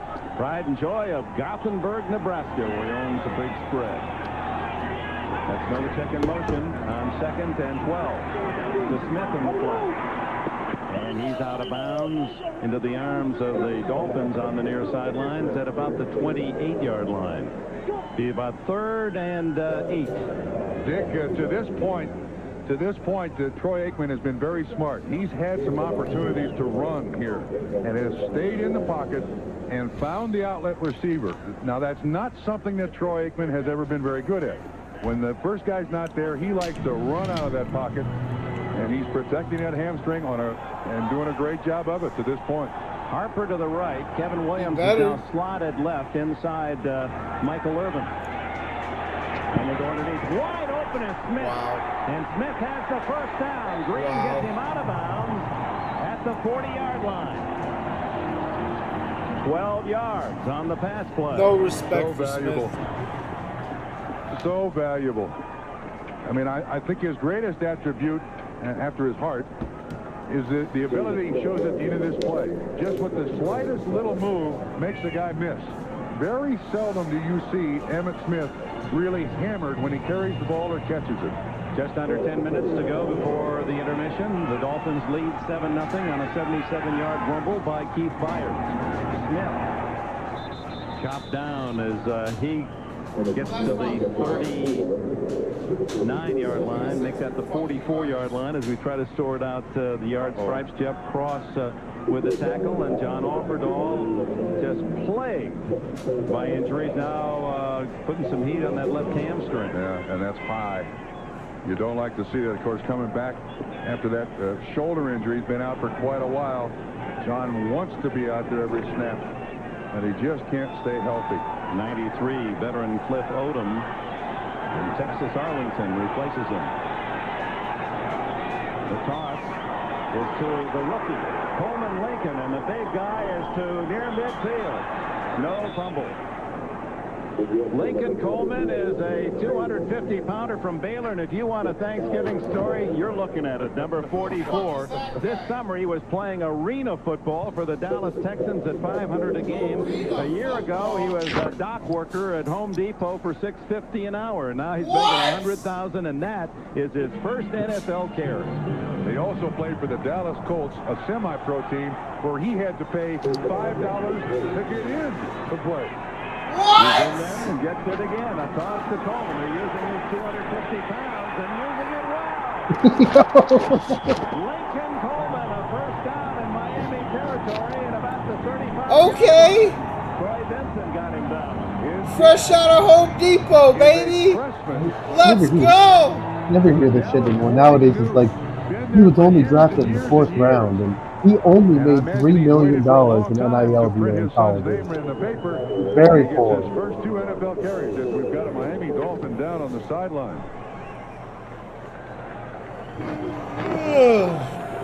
Rub some ice on it. Can't pick up who it is. We'll wait. Might be Jarvis Williams. We see that. That was a dick thing to say. And it does appear to be Williams, 26. So there'll be a timeout as they attend to the safety man, starting safety for the Dolphins. 7-0 Miami, 2nd quarter. He'll be all right. Word from the sidelines, not a serious injury to Jarvis Williams. He should return. First down at the 36, Dallas, trailing 7-0. 2nd quarter here is moving, and there goes the big guy, Lincoln Coleman again. Lincoln Coleman, he said when he was 1 year old, his grandfather gave him a Dallas Cowboy helmet. He said maybe that was destiny. You talk about a dream coming true from semi-pro to arena ball to the NFL for a guy who didn't finish his work at Baylor. Yeah, they couldn't wipe the smile off this kid's face with a ball-peen hammer. Ever since he walked into that Dallas Cowboys training camp, started running over people, he knew he was home. Almost 10 yards on that carry, and he has 29 yards. That's more than Emmitt Smith, who has 24 and 9 carries. He's wearing a very famous number here, 44. Robert Newhouse, the big fullback back in the 70s when Roger Staubach was the quarterback. He knew that. He said he's met Robert Newhouse, and Robert said, you take good care of that twin fours. A little short of the first down. So second down and short, down with which to play, and Jimmy Johnson has shown that he's not averse to a little trickery. Yeah, and he's also already established to us that he's not going to try field goals of this length. I mean, I don't know at what point he'll try one here, but trailing 7-0, you think he's almost in 4-down area. 7:54 remaining in this first half. If you're just joining us, then tied up with a feast on this Thanksgiving holiday earlier, Dave Wanstead's Chicago Bears. Dave Wanstead, the former defensive coordinator, first Jimmy Johnson Super Bowl team, defeating the Lions 10-6 at Pontiac. Second and inches. And look at him rumble. Lincoln Coleman all the way to the 20-yard line. And he's not just gaining yards, he's gaining 8 to 10 a crack. And a lot of respect. I think he also realizes, watch how he protects the football here. Both hands on it. Jimmy Johnson knows that, or he knows that if he coughs it up, he's going to be out of the game. Here's a guy who, when he played in the Arena League, bounced off all kinds of walls and caught the ball out of the net and all kinds of stuff like this. This is easy. Averaging 9 a carry in his 4 tries. From the 20. Now Aikman guns the ball to Irvin. First down inside the 10. It'll be first and goal at the 9. Troy Vincent on the coverage. Hey, Lincoln Coleman has changed the coverage of the Miami Dolphins here. Linebackers, watch how they hold at the line of scrimmage. 51-93. Bam. Nice lane for Troy Aikman to throw to Irvin on the outside. Coleman has had a very big effect. Again, the outside release by Irvin squares himself over his feet. That's not bad coverage at all from Troy Vincent.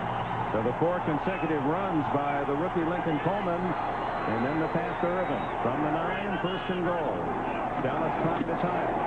Coleman tripped up as he gets to the 7-yard line. In fact, it was the trainer of the Dallas Cowboys. Yeah. Wasn't it, that saw him first. Right. He was just taking a day off and watching arena ball. Yeah, Kevin O'Neill was sitting in his house, and they had the TV on, and they were running this, what is this stuff, arena football? And Coleman was not only playing fullback, but you had to play both ways. So he was also a linebacker. And he talked to one of the coaches, just look at this kid, will you? Well, he's close to 250, which made him one of the biggest guys on the field. He got his opportunity and has made the best of it. He matriculated at Notre Dame, didn't work there, went to Baylor and played just sparingly, didn't finish his senior year.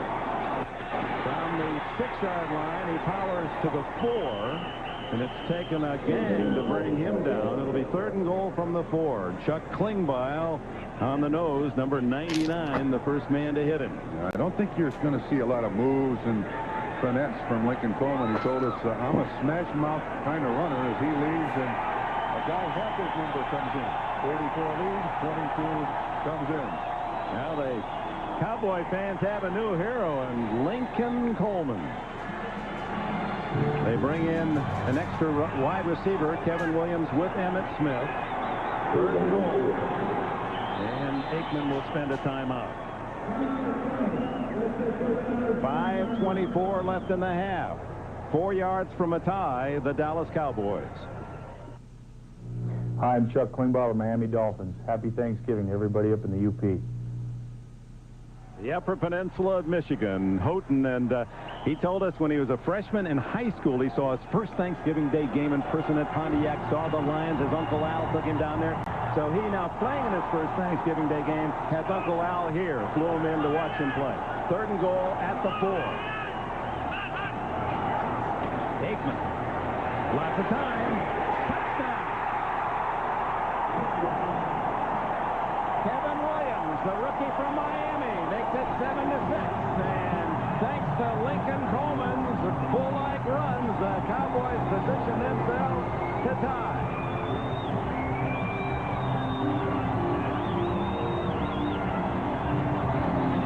That drive started at Dallas's 26.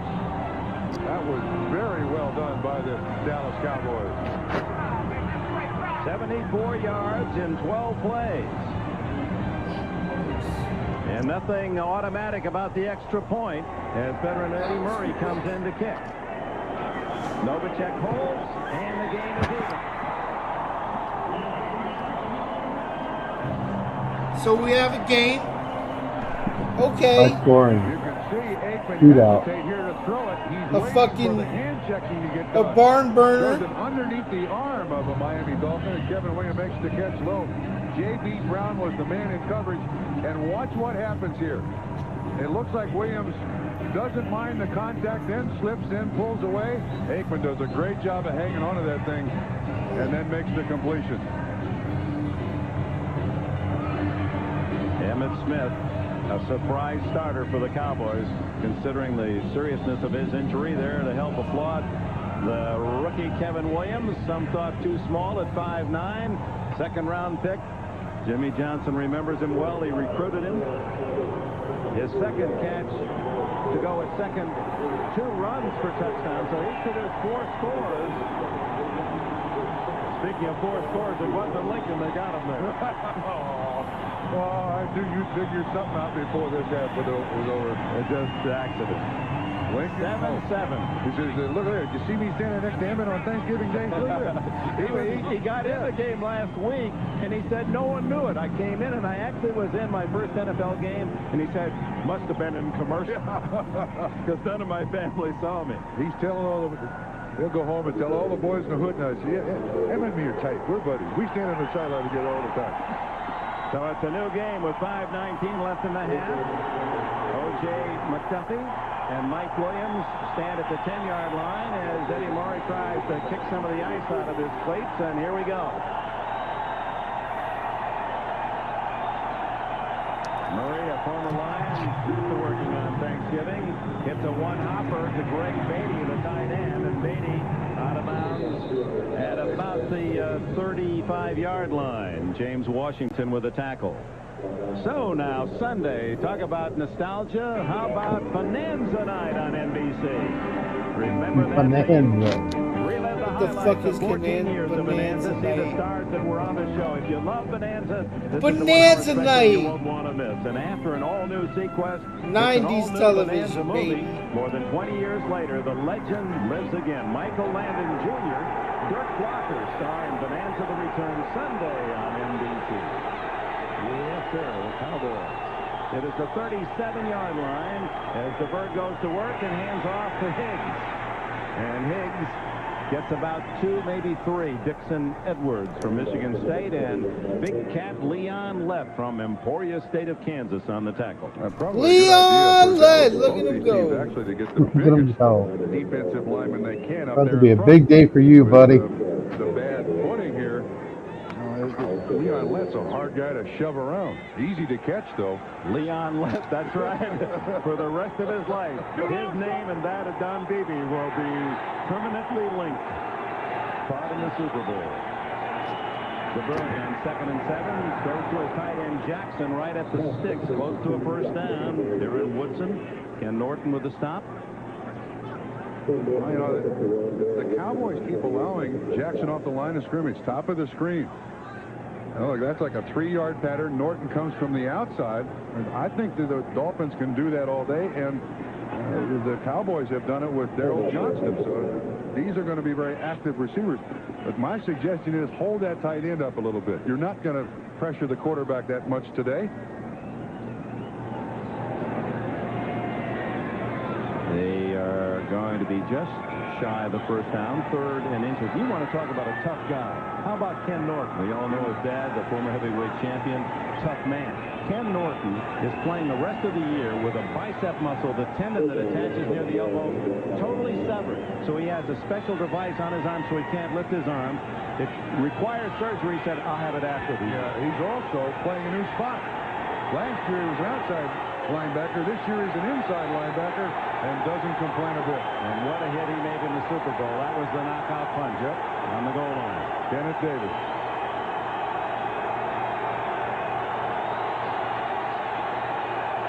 At the 47-yard line. It's hit in the backfield by Leon Lett.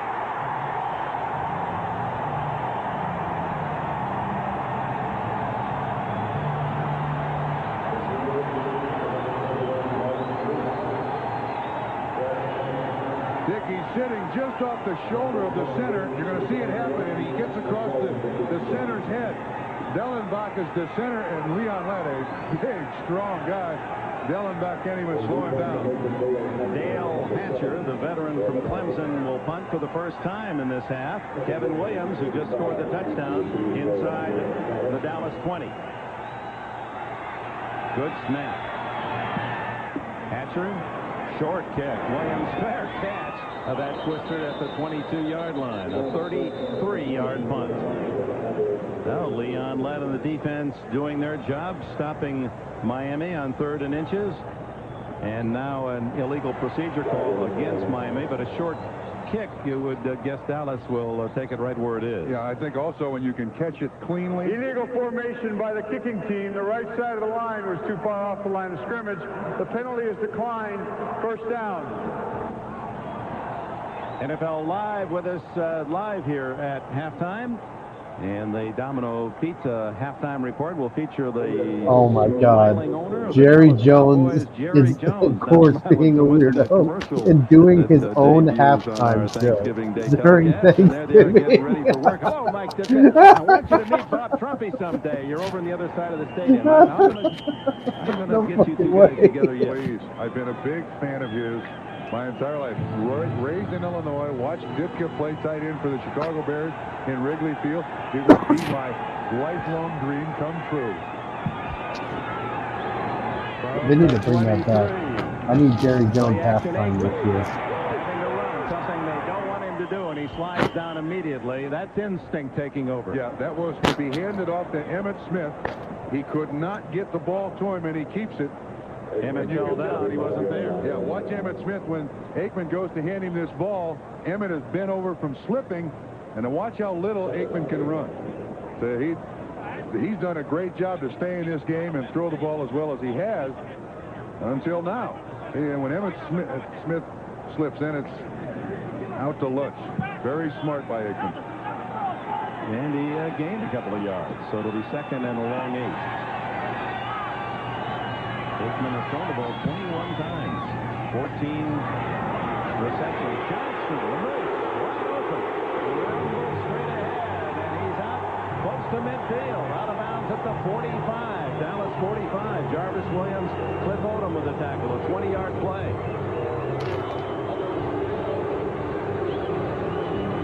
Well, it's been open all day. You're going to see these two lock up. He comes out here, and when Johnston comes out of the backfield, if he just gets away from one tackler, that's all it takes. The cornerback rotates up. And again, it's the same coverage, and it's the same pattern that Johnston catches out in the flat. This time he runs right by the corner for a big gain. 7-7 tie, 2:15 left in the half. Emmitt. Look at the power of Emmitt Smith. He was hit right at the line of scrimmage and gains 5 yards before Chuck Klingbeil can wrap his 295 pounds around him.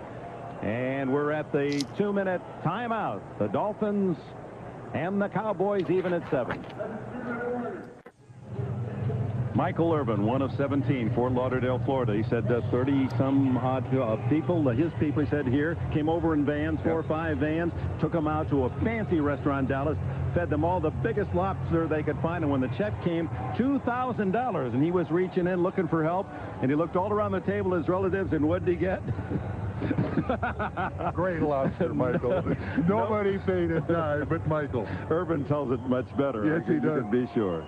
His family drove 25 hours to be here for this Thanksgiving Day game. Irvin, who has 60 catches for the season to lead the Cowboys. 2nd down and 5. Aikman skids to a stop and then throws long, has a man, but it's almost intercepted by Louis Oliver. Michael Irvin was the intended receiver. Well, again, they're able to get their receivers down the field outside this zone coverage of Miami, and Oliver there, actually, he should have made the interception.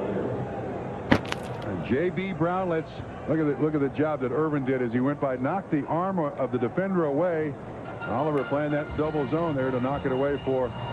He should have had an interception. That would have been a big play for him. So it's 3rd and 5 for Dallas. They're 6 for 10 today. And it's Smith inside, runs into his own man, ran right into the back of Mark Stepnoski, the center, and John Giesick, the right guard. And then Dwight Hollier finished him off. So no gain, 4th and 5, and the punting team on for Dallas. 1:41 to go, and does Miami call time? Yes. I would think that Miami might go after this punt, Dick. We'll see when we return. Oh, those eyes bigger and brighter into the holiday season, and heard my first Christmas carol today in the hotel, and these youngsters all thinking about that Thanksgiving dinner and month ahead to the next holiday. Not just those youngsters, Mr. Enberg. That's right. And Dallas and their fans looking beyond next month to late January, and as it is with Miami. John Jett to punt. Deep is O.J. McDuffie. He's turned one for a touchdown this year. At the 20. And down at the 23-yard line. Bill Bates was the first downfield along with Derek Gaynor. In the American Football Conference, take a look at some of the key standings. In the East, Miami and Buffalo share the best records in the NFL, and the Jets coming strong, 2 back. The AFC Western Division, Kansas City atop with Denver and the Raiders a length behind, and it'll be those two leaders, Kansas City and Buffalo, battling at Arrowhead on Sunday. The late game at 4 o'clock. It all begins NFL Live at 12:30. DeBerg with 1:32 remaining in the half and 2 timeouts. Gives to Higgs. And Higgs gets a couple. It's somewhat surprising in that Byers carries twice, one 77 yards for a touchdown, that Miami hasn't gone back to the big four. Yeah, they're going to Higgs. They're trying to spread the defense out, but I got to tell you, Dallas's front four doing an excellent job of, first of all, keeping their feet. They're standing all the offensive linemen up by the Miami Dolphins. The running backs have no options to run. Pryor to the left, Ingram to the right. Kirby in the backfield on 2nd and 8. Kirby. Leon Lett from Fairhope, Alabama. Timeout called by Dallas. Sure.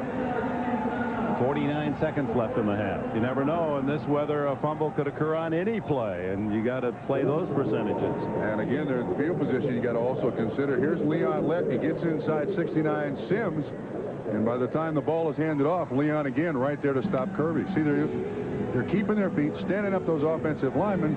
Running backs have no options here, no place to turn.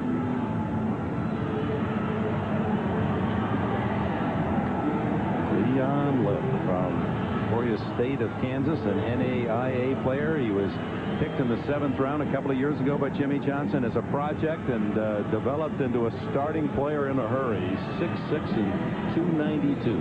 Who was it yesterday? Don Shula was saying they acquired the veteran Tom Thayer, released by the Chicago Bears, saying, you know, he's not a real big guy. He's around 280. I'm not really a big guy. That's how times have changed. Well, you play against Leon Lett, yeah, he's only 6'3", 280. That's not big. 3rd down, 7. 7 defensive backs in the ballgame now for Dallas. Terry Kirby runs into James Washington, number 37. Short of the first down. Timeout. Dallas with 42 seconds. That's their last timeout. Dick, Dallas has played this series beautifully. I mean, they've conserved time. They're going to give their offense at least a chance and maybe even go after the punter. Kevin Williams, meanwhile, will drift back to return.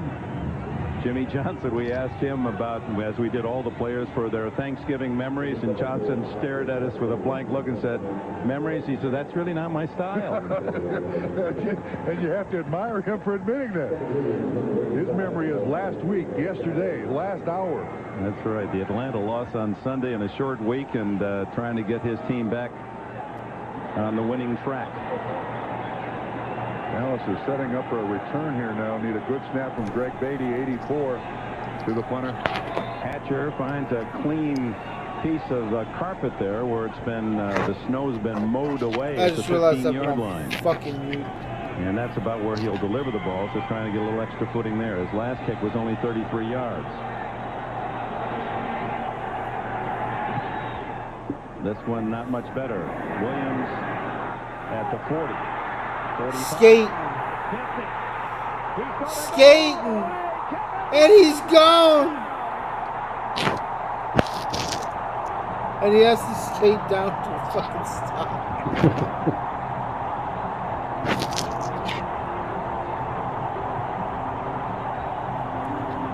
And he has to skate down to fucking stop. I love it. One of the top returners in college football last year at Miami, Kevin Williams. One of his many strengths, has his second touchdown today, 64 yards. And Dallas claims the lead. Finally! Bob Trumpy, you predicted special teams would be key to victory today. And Dallas strikes on the punt return. Eddie Murray's try for point. 14-7 Dallas as they hit Taylor with 27 seconds to go at the end of this first half. Dick, this will look beautiful from the end zone as you see Hatcher with the punt. When the receiver catches the ball, watch how careful he is when he hangs on to it. Kevin Williams hesitates almost for a second. I got the football. There's a little holding. Parmalee misses him. And now watch the sliding start. He's going one way, everybody else is going the other. Trash. And then he ought to get 6.5 for this, just for the finish. 5, 4, 3, 2, 1. Yes, sir. Whee! You gotta fucking slide down. Red Clay, like it's a Mario level. The hesitation there froze the first man. And then Williams with great speed and with the bad footing. And I like this finish. But it's only available on tapes like this. There is a limited value, but that's what you call coming up with a new move under the weather conditions. All right. Johnson calling the timeouts, looking for something big, and he gets it from the little rookie Kevin Williams. Murray, the kickoff, a line drive headed toward McDuffie. Handled by no. Gets up. Oh, no. And down at the 17-yard line. 19 seconds to go. Jerry Jones. Oh, no. Oh, shit. Jerry's involved with a television. Oh, shit. Resolved, and we'll see how that stands. He's about to weird us out. Dallas fans wondering how about Troy Aikman's contract. And there are other issues. He's going to break well. contract news during halftime. We'll get it right from CEO. Head on. Or as he changed his stadium. Jerry Jones. God, please show this during the YouTube video. This is the biggest living room in the entire United Nothing States. has ever You can changed. watch a football game in absolute comfort here. No chances taken here by DeBerg. They'll just kneel on the final play. No more, first Steve. half. So Miami Get him to the half, Steve. Nothing lead on Byers' 77-yard run, and a long drive by Dallas to tie. Williams scoring on the pass, and then Kevin Williams igniting this frozen crowd with a 64-yard punt return to give Dallas a 14-7 halftime lead. We'll be back after a message from the NFL and a word from Come on, guys! Get it together! Halftime at Texas Stadium in less than ideal conditions. Cowboys now leading the Dolphins 14-7 after the big last-minute touchdown, and we are joined now live in our booth by Cowboys owner Jerry Jones. Jerry, welcome. Just when you think you've seen everything, you get a Thanksgiving day like this one in Texas. Well, it's great. Of course, it's unique. I don't know that it's ever happened here in Dallas, Best Texas. halftime ever. I love that Heisman Trophy slide on the ice dome out here, so we're excited right now. We've been What? Easier, I tell you. You weren't breathing so easy when you walked in here until we saw that punt return. When we were waiting on right now, I was shaking. I said, Mike, does that happen to you a lot when these games mean as much? Yeah, Mike shakes a lot. He and I have been wondering all fall, as have millions, how and when you will settle your long-term situation with Troy Aikman. What can you tell us about the situation with him? Well, the only thing factual is that Troy has a 2-year contract right now, this year and next. It's in the best interest of the Cowboys and Troy to renegotiate that contract. Troy will be the quarterback of the Cowboys for as long as he's in the NFL, in my opinion. And so we're going to get it done. It's important to get it done before January 1st for him and the Cowboys. There's no issue. Well, what about this kid, Lincoln Kennedy?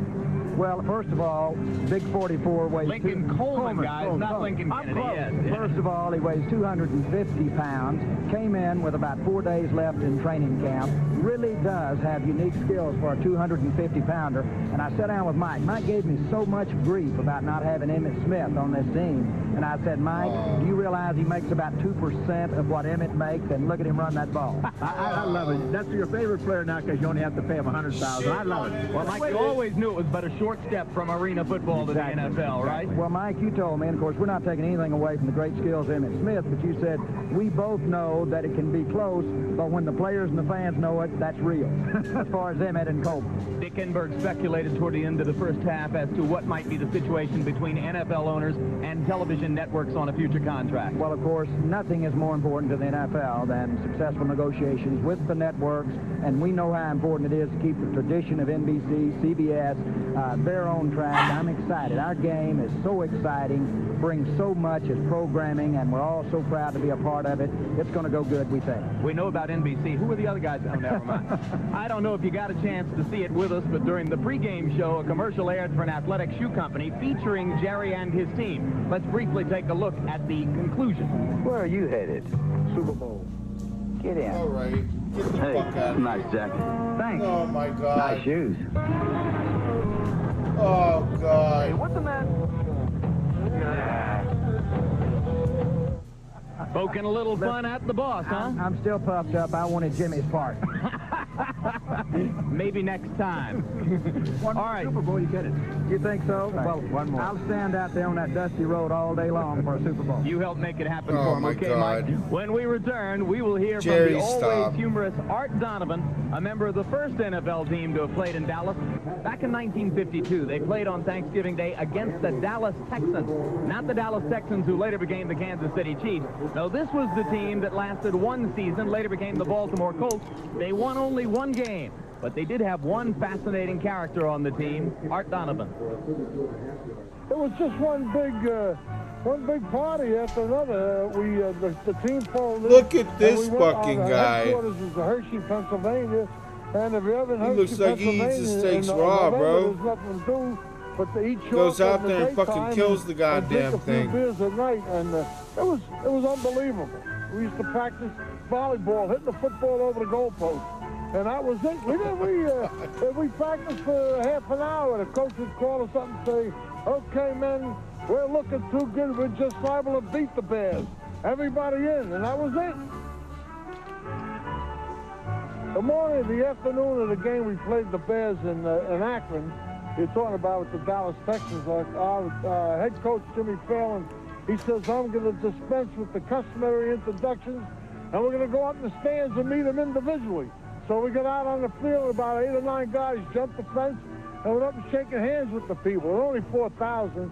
And the people, they got a big kick out of it. It was a real close game. And I can remember right near the end, we getting saw a treat the right guy now. on the Bears, he knocked it down, but instead of knocking it down, he knocked it up in the air. Our end, whoever he was, he's been long gone. He caught it, and there we won the ball.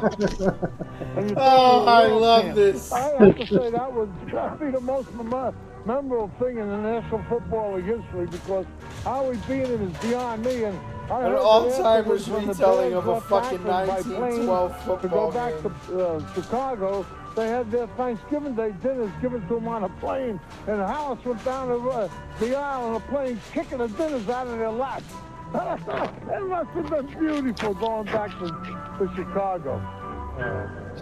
George Hallis kicking Thanksgiving dinners into the airplane aisle. Is that the Papa Bear you knew? That's it, but that wasn't turkey on those plates. It was probably groundhog.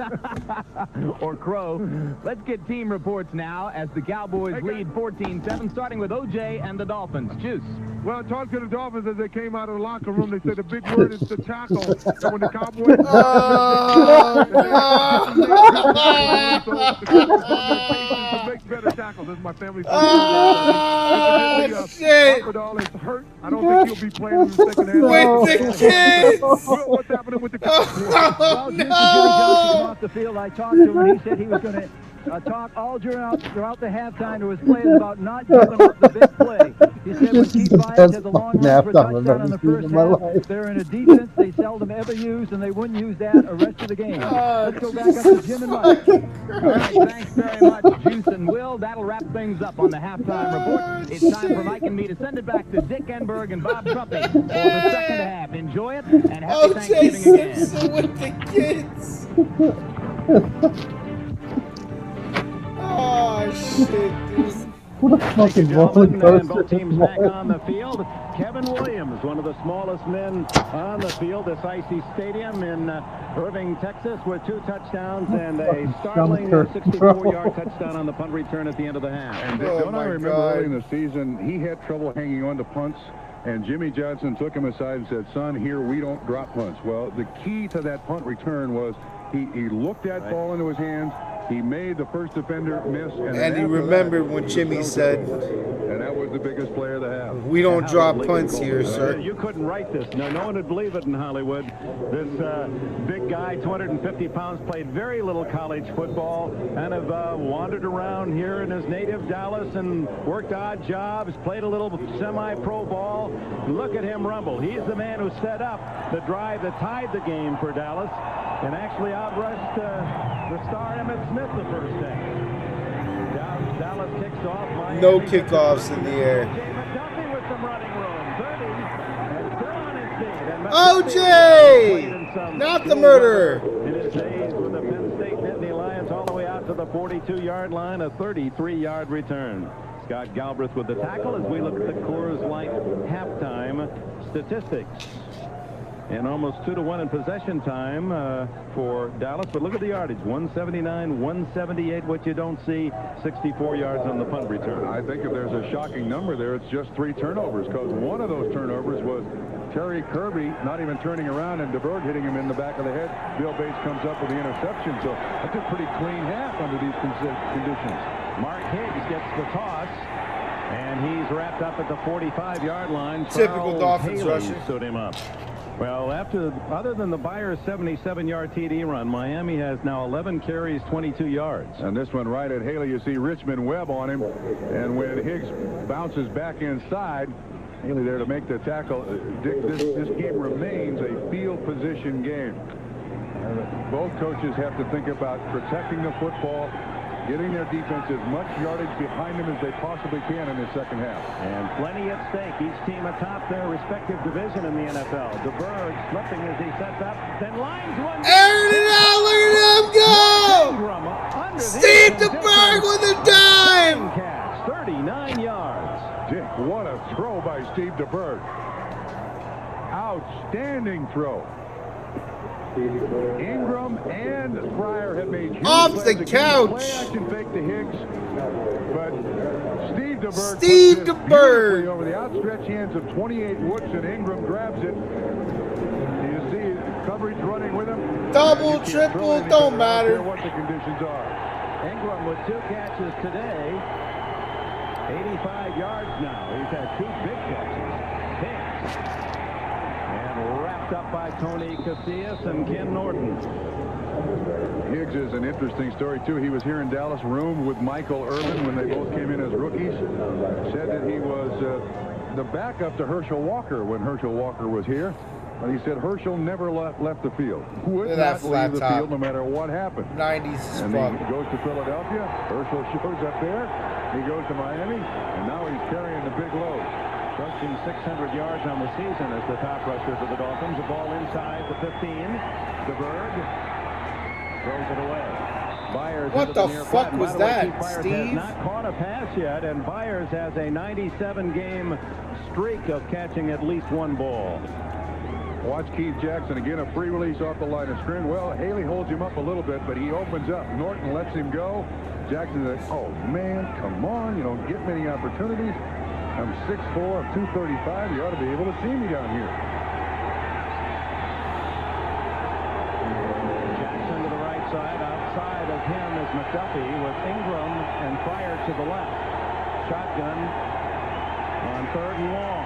Underneath to Kirby. Kirby, good move, and he's down to the 5-yard line, and that'll be good enough for a first down.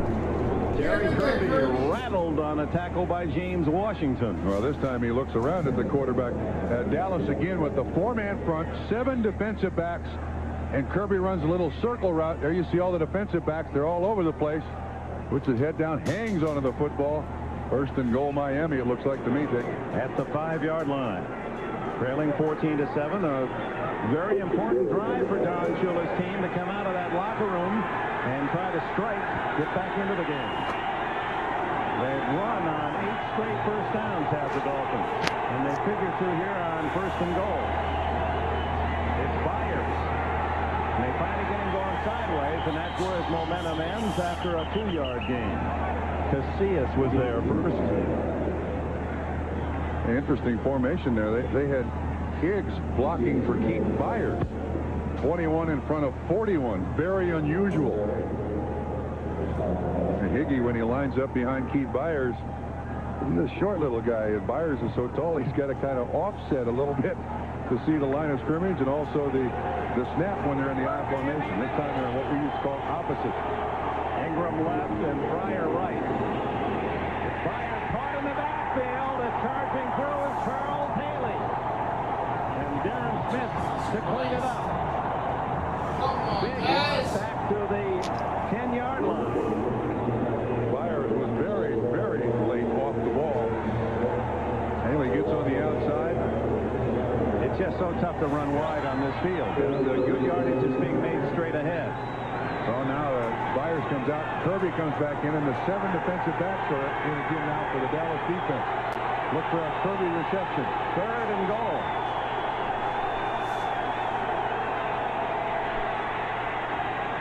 Caught by McDuffie, but he's wrapped up shy of the goal line. Stopped at the 2 by Bill Bates. What's he do here? Larry Brown helping out on the tackle, and in comes the field goal unit. Stoyanovich with what would amount to an extra point.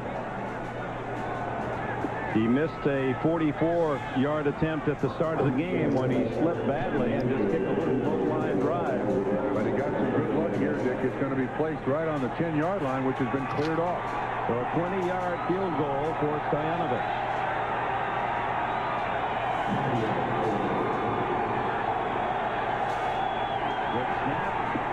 And the kick is there. Miami comes out of the locker room and drives the length of the field, settles for a short field goal. Dallas by 4. Well, it's not turkey, but you have to make do. That's a 4-quarter pretzel right there. 14-10. The Cowboys lead 10-4 on that 5-minute, 65-yard drive by Miami. Stoyanovich with a 20-yard field goal, and now the kickoff, a sidewinder. Watch out, Kevin Williams. He has both down as touchdowns. And Dolphins wrap him up at about the 27-yard line. Tonight on this Thanksgiving, NBC presents a special television celebration. A blockbuster comedy, Home Alone, starring Macaulay Culkin, then singing sensation Mariah Carey in her first network television special. Home Alone, Mariah Carey, a great way for your entire family to spend Thanksgiving together with us on NBC tonight. Dallas on first down in the first half, averaged 4.3 yards. 9 passes, 6 rushes. Take Dammit. Aikman to the sidelines and off the mark to Michael Irvin, covered by Troy Vincent. I think the operative part of what you just said was fake to Emmett. He's back out there. He has not had a big game. He has remained the threat. And his replacement, Lincoln Coleman, can't wait for Emmett to take a breather on the sideline. Smith may be the Cadillacs, but they've got a Lincoln in the garage, don't they? And he really came out rumbling in that second quarter.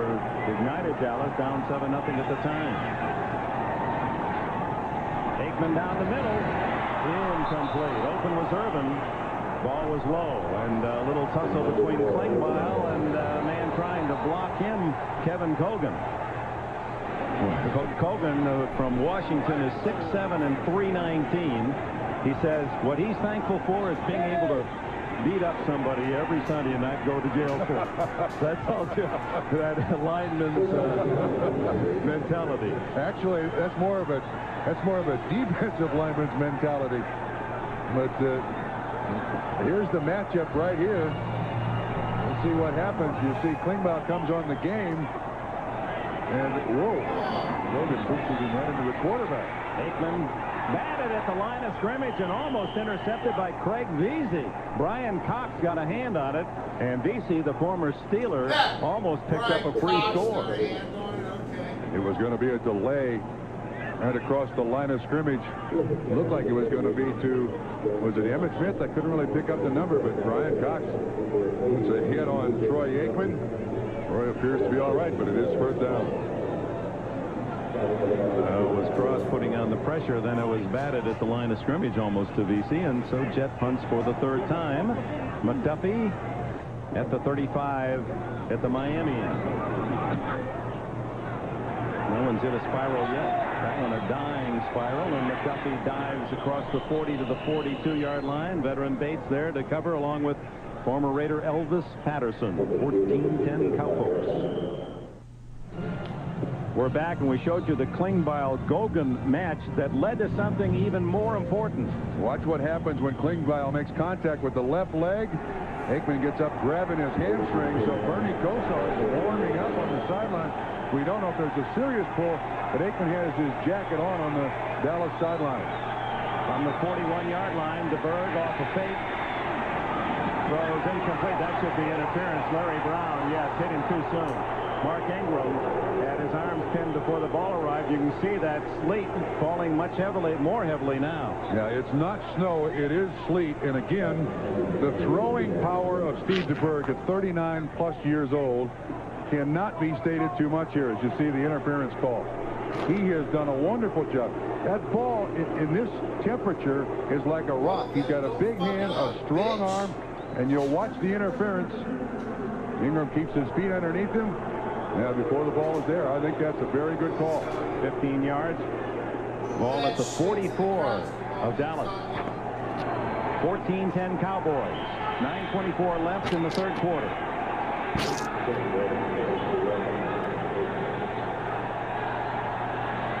That long arm fake by DeBerg, and wide open is Byers. And Byers extends his pass catch mark to 98 consecutive games, and he needs just one more for 400 in his career. 12 yards on that pickup, and again, you mentioned the play action fake really held the Dallas Cowboys at the line of scrimmage, and I think he'll be open the rest of the game too. We've seen Dallas throw to Daryl Johnson and almost the same stuff. First down, 33-yard line.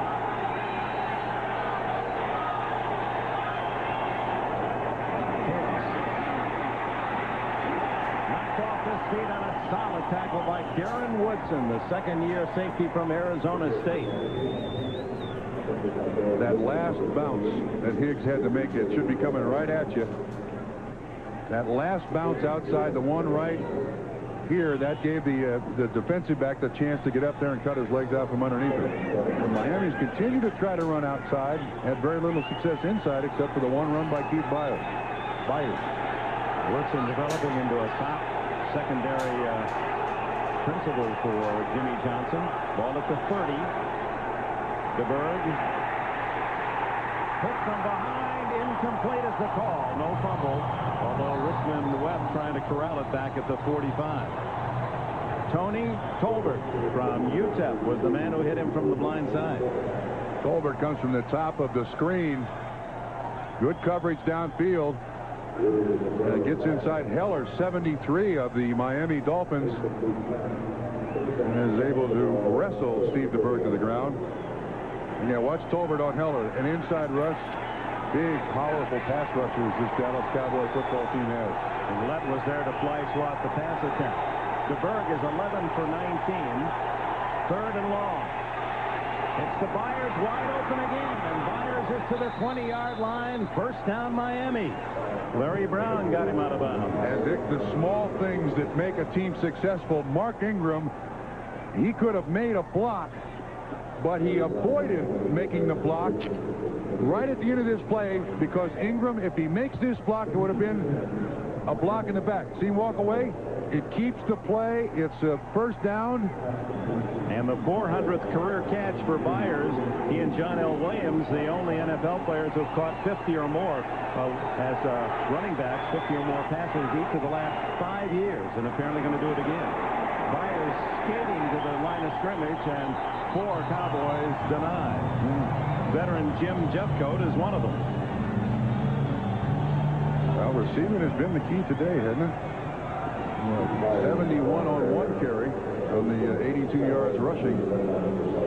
But when Miami got him, that took the pressure away from Keith Jackson. Now, how do you rotate to those 2 inside guys? Do you cover Jackson or do you cover Byers?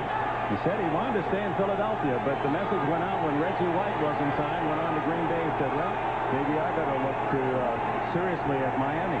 Into the end zone, incomplete. That was Irving Pryor trying to break free of Kevin Smith. Don Shula, Thanksgiving Day, 1962, one of the memorable games in NFL history. Remember when the Lions, well, you old-timers like me remember when the Lions beat the Green Bay Packers and Vince Lombardi. Lombardi's team would go on 14-1. Alex Karras and Darius McCord and Roger Brown sacking Bart Starr 11 times. It was Shula, the defensive team of Shula, who designed that and led to a head coaching job the next year in Baltimore. That worked. Third down. DeVere. Intercepted. What a catch by... Oh, come on, Steve. What the fuck are we doing, Steve? Nevada Reno. In this weather, he speared that rock cleanly. Well, I don't blame Steve DeBerk for throwing this ball. This is a rocket. Sets himself, and you're right. He picks it right out of the air. Huge turnover in favor of Dallas. Marion's first interception of the season. Happy Thanksgiving, Dallas. Unbelievable, They Bird. deny the Dolphins were going for the lead score. We were fucking in there, Steve. Brock Marion on the sideline. A heck of an interception. Future Dolphin Not an Brock easy catch Marion. in any set of circumstances. Watch here. This is the guy that should get it. This is where the interception takes place. Here's Marion. Watch the job that he does. But O.J. McDuffie on the outside on the delay is open. That may have been Steve DeBer's first mistake today. On a dry field in 80 degrees, that would have been a terrific interception. Much less 26 and sleeting. From the 15, and Dallas maintaining a 4-point edge. And here comes Lincoln Coleman. And he barrels out to the 27-yard line. Coleman just eating up icy chunks, 10 yards a pop. Fucking Home Depot guy is unstoppable. Nothing to Right. it. Just straight ahead. Johnston, the lead I guess they blocker, were building gets a running shoulder backs on at Home 51 Depot. Cox. Helmet to helmet. He puts Louis Oliver out. I mean out. On the field. 224 pounds, Oliver, and it was just like a little heavy snowball off the shoulder pads. Just like the dasher boards in arena football. Big deal. I mean, you could see helmet to helmet, and when Louis Oliver, when his body hits the ground, you can tell that he's unconscious. Oh, look. I mean, he absolutely... Watch what happens here. You're going to see it come right. You're going to see it come right here. Watch Oliver come in, and after the collision, when he starts going to the ground, you know he's out. There is no mistaking it. His arms don't support him. Watch, wham! Now watch Oliver. Don't watch Coleman. Face down. I don't mean to laugh. I don't mean to laugh. Oliver's up. Oliver's up. I don't mean to laugh. Football I don't mean to laugh, but I'm going to laugh. You're okay. That was a head-on collision, and it was just as if Lincoln Coleman said, hey, they didn't hit any harder with the Dallas, was it? Oliver's like, did it look bad? Was I out for a long time? Damn. All right, give him some snow and salt and put him back out there. The semi-pro league where he You don't know what a Kentucky is. It's 1993. Football, baby. 14-10. Now that's what football is all about. First down across the 25. Aikman back in at quarterback. Out to the 30-yard line goes Lincoln Coleman. Chuck Klingbeil makes the Home stop. Depot. Well, Aikman may have a tuck on that injured hamstring, but not serious enough to take him out. You know, he told us, too, when we talked to him, he said, I've always been very tight-muscled. Never had great flexibility. That's Bernie Kosar on the sideline. He was warming up there, but Aikman and his back problems and the surgery, there are people that believe a pulled hamstring is inevitable after back surgery, especially for professional athletes. And they get down low on the big 250-pounder, and he gains only 2. Now, Bernie Kosar said that we asked him about learning a whole new system so quickly in the crash course, and he said he carried a mini novel on his wrist. Yeah, this has been a crazy 10 days. He was almost with Miami. He has a home. In fact, his wife, Babette, is now at their home only 10 minutes from the Miami Dolphins training facility. Yeah, right down the street from Dan Marino, as a matter of fact. And by the way, happy birthday to Bernie. He's 30 years old today. And while we're at it, Joe DiMaggio. Happy birthday, Joe and Joe, 79 in New York City. Aikman on 3rd down. Emmitt Smith has the 1st down as he runs through J.B. Brown up to the 39. This is one tough football player, Emmitt Smith. The fact he is playing and delivering. How many men would not have answered the call to duty today with what he is? With the swelling that he had, with the lack of mobility that he had every right to tell his teammates, hey, you got to do it alone today. He would not give in to it. Franchise player has become part of the NFL terminology. This is a franchise, capital F, franchise player. Aikman lots of time, and there's Coleman. He's to the 49-yard line, and now he can say to his folks over turkey tonight, first rush and my first pass catch on Thanksgiving Day nationwide. Did you see me? Was I there? Play action fake. Looked like Novacek was the primary receiver again. Aikman doing a great job of looking around. Odom, 93, finally there to make the tackle. Yeah, for this kid's background, I mean, some kids come into the NFL off the cover of Sports Illustrated, and some of them come off the loading dock of various department stores, and Lincoln Coleman is one of them. And he gets 10 yards, first down, $100,000 a year. That's pocket change for some of the multimillionaires in sport, but for this man, Lincoln Coleman, that is Fort Knox. And you know what? Regardless of the outcome of this game, when they sit down and watch this film, they'll have to drag that kid out of that room. He's going to watch every single play in super slow motion. Let's say hello to his grandchildren right now, because he's going to be playing it for them about 40 years. Hello, grandkids of Lincoln Coleman. Flag down, and Coleman, who shows good agility as well for a big guy, leaps to midfield, but a flag down by the head linesman. Apparently against Miami.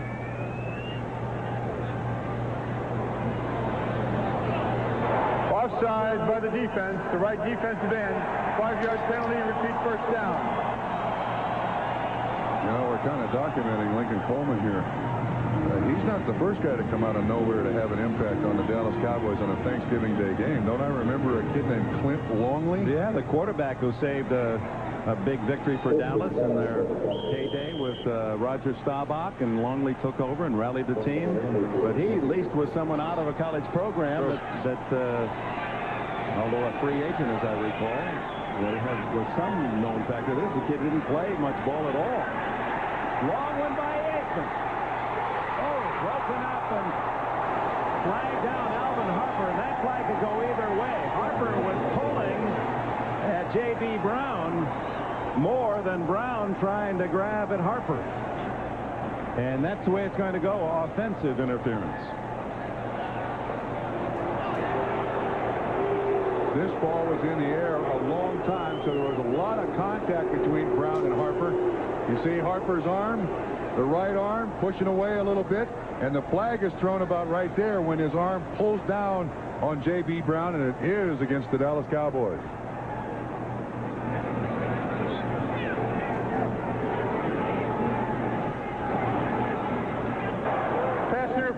the offense, number 80. 10-yard penalty, repeat first down. At the start of this year, TDP in the Pro Bowl, joining the likes of Irvin and Bullet Bob Hayes, Tony Hill, Drew Pearson here in Dallas as wide receivers, and he has taken quantum leaps as a receiver. Started in the very first game of the year against Washington when he had a career game, 5 catches for 140 yards and a couple of touchdowns. 7'4" high jumper, mother, a tremendous track athlete at Florida A&M when she was young. Almost made the '64 Olympic team, his mother. Underneath to Daryl Johnston.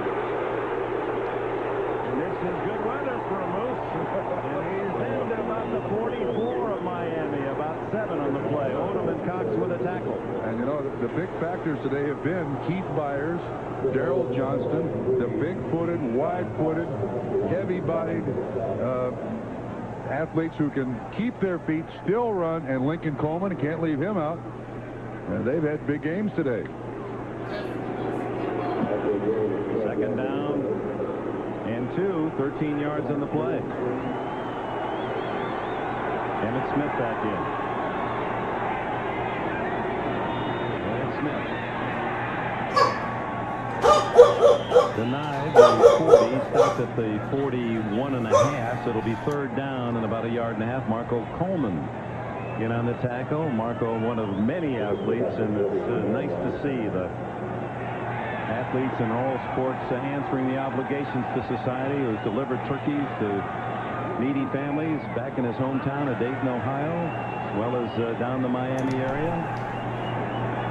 Marco goes home every week, too. Puts his mama home in Atlanta. And every time he gets time off, he heads back to Atlanta. I'm sure he'll be heading there for Thanksgiving sometime this weekend. They must have the yardsticks in the wrong Get him the fuck out of this snow. Calling it a first down. Delay of game against Dallas.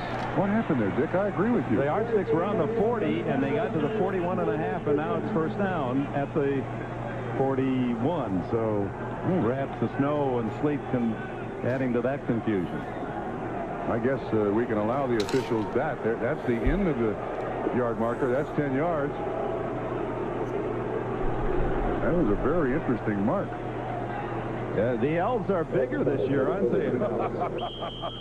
Oh my God. Who is this guy? First down after the 5-yard delay of game at the 48. 1:49 left in the third. 14-10 Dallas. Aikman underneath to Daryl Johnston, tackled immediately by Dwight Hollier. A gain of about 3. This drive started at the 15-yard line of the Dallas Cowboys. We've had some interesting drives throughout this game, even with the bad weather. And neither team giving up totally what they came into the game thinking they could do. Throwing the underneath stuff has worked all day. Jimmy Johnson from Port Arthur, Texas. They have named a street, a boulevard after Jimmy down in his hometown. Second down. Aikman lifts it off and then hits Johnston. And Johnston caught by an ankle. Collier gets him down at the 29. That'll be close to a first down. He has had a big game today for the Dallas Cowboys. As Don Shula said, he warned us last night. He likes his versatility, can block. This comes very close to going the distance, Dick. You see no one there, and Hollier makes a saving tackle. If Hollier doesn't get him on the ground, nobody else does.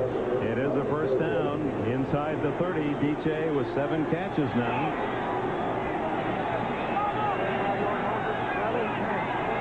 14-10. Novacek and Galva, 2 tight ends in the game. And the give to Lincoln Coleman, and for once Miami stuffs the aspiring young Coleman from Baylor University. It's a good day for Dallas kids. He's from Dallas, went to high school here. Kevin Williams is a Dallas product with 2 Cowboy touchdowns for Jimmy Johnson. As it ticks away, the end of 3 in Irving, Texas. Dallas 14, Miami 10. Back after these messages from your local station. With Bob Trumpy, Dick Enberg, welcome back to Texas Stadium. That's Scott Mitchell, whose left shoulder dislocated his pitching arm. But the good news is they feel that Mitchell will be able to start throwing, Don Shula told us, in a couple of weeks. So he should be ready for Miami the end of December when Buffalo comes in for what already looks to be a very critical game in the AFC East. Meanwhile, we go to the fourth. 14, Miami 10, Dallas on the march. Inside the 35, and Aikman, the second receiver of Johnston, but couldn't quite hit him. And a flag is down. Well, I don't know why. The secondary. That thing was thrown way out of bounds. Against The offense. Well, on this field, I think everyone's kind of grappling to maintain balance, and you're going to get more of the shove and hold on both sides. Alvin Harper was nearest the flag. But that ball was thrown 10 yards out of bounds.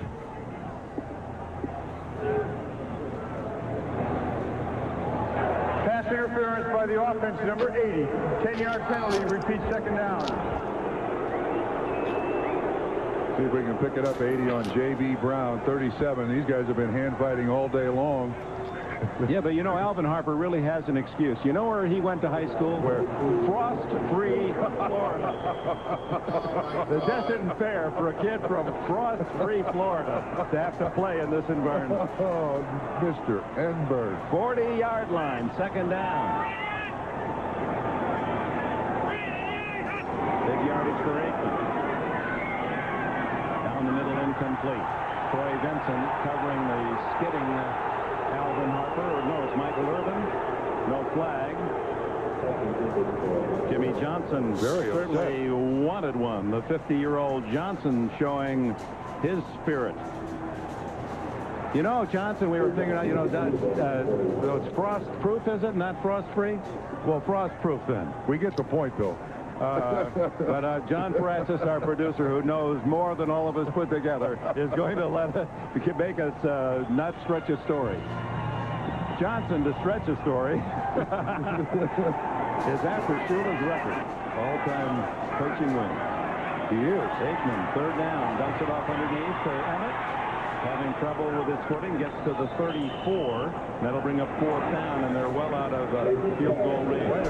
Wait a minute. Johnson is after Don Shula's victories record. Slingshot Schneiderman figured it out. If Johnson wins 10 more games per season every year, he will have as many wins as Shula in the year 2021.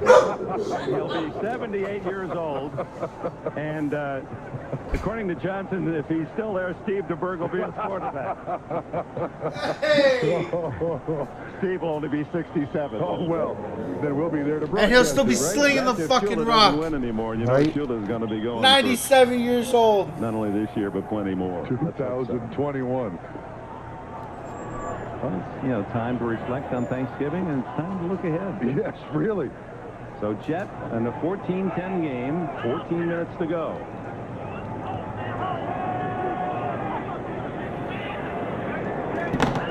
Taking from the 49, and they may just take the delay. Fourth down. They weren't trying for a 5-yard offside. It's fourth down and 20. Yeah, what difference does 5 yards make in this particular instance? And he's got good footing, too. They've cleared the head. Miami declines anyway. It's O.J. McDuffie. So finding the path. You can almost dictate where the players are going to stand on this day. But I would think if you're the punter of Dallas now, you kick it into the snow. You make McDuffie go one way or the other. Maybe you can get a turnover. Yeah, that's Tom Landry Lane right down the middle of Irving, Texas State. Best kick of the day, a spiral that's going to be all the way into the end zone. Great effort by Brock Marion trying to down it. 34, but only 14 that timeout. All right, Steve. Time to be fucking He's great, only Steve. 31, but Yeah, it's like, why the he's fuck got to play am I for here, third in bro? Canton, Ohio. Dan Marino. He will not, fucking will not yawning, be able but to play this the rest of the year, regardless of how that Achilles Not comes playing around. football, boring. Injured reserve cannot play regardless of what happens to Miami going into and through the playoffs. They start at the 20, trailing 14 to 10. 13 and a half minutes to go. And DeBerg is Oh, Steve. was there first. Steve. And finished him off. No. The second sack of the game for Dallas. Steve DeBerg last night told us that Keith Jackson, the tight end, has a complete option route. He thought was very unusual. Here's Jeffcoat right here. He's waiting on Jackson to run his option route at the bottom of the screen. Look where he's looking. And Jeffcoat gets inside Richmond Webb for the sack and a big loss. Jeffcoat, the veteran from Arizona State, his fourth of the year. He leads Dallas in sacks, and there's Jackson's pass. And you see Norton with excellent coverage. DeBerg gunning to Jackson, incomplete. And James Washington. Oh, no. They killed Steve. Killed Who the fuck's gonna throw the football now? At 39, almost 40, 17 years in the league. If you counted up all They don't have no other fucking quarterback. Steve, get up. He's been hit. It must be an incredible total. And Dick, I don't think he wants to know what that number is. He is not interested in whatever that number is. Again, it's the same thing. A helmet right Got in the fucking ribs. annihilated. Ball at the 11-yard line. Doug Peterson from Northeast. Doug Peterson, no fucking Doug way. Peterson. What? Dude, the amount of fucking weird cameos in this game. What the fuck?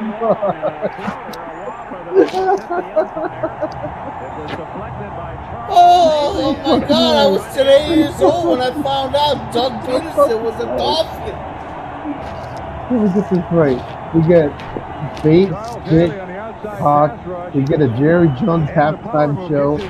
Steve DeBerg is the starting quarterback. O.J. Simpson is the sideline reporter.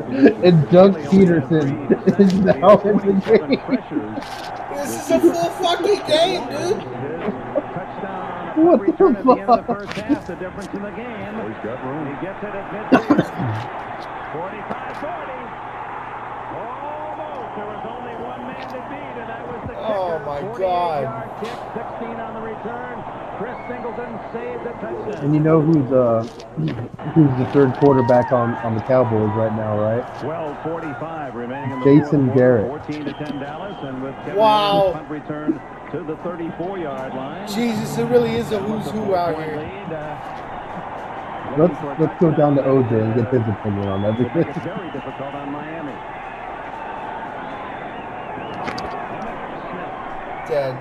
Stumbles for a couple. Smith. Emmitt Smith has done fuck all game. Show. Did you just do that one? No, I didn't. I missed that one. Single millionaire. Yeah, put Home Depot back in. And Smith said after the fact they didn't Jesus tell me what the Christ, show was 13 about. rushes, 36 yards. Hall of Fame running He's back. a single Emmitt Smith, multi-millionaire. ladies and gentlemen. He's leaving tomorrow for And if you never watched football before or knew anything when you watched this game, you'd think the fucking Home Depot guy is the best running back of all time. Production, but his backup, Lincoln Coleman, was unable to assist those numbers. J.D. Brown reaching in. Good play on Michael Irvin. Brown from Maryland. He leads the Dolphins with 3 interceptions this year. And you know, of the 2 cornerbacks, Troy Vincent gets the most attention, considered the best coverage man. But J.B. Brown today, with a little grab of the shirt there. You know, you don't pull it off the shoulder pads, they don't throw the flag. But That's right. Michael Irvin has We're allowed to play been tied defense up with here. J.B. Brown most of the afternoon. James Harold Brown.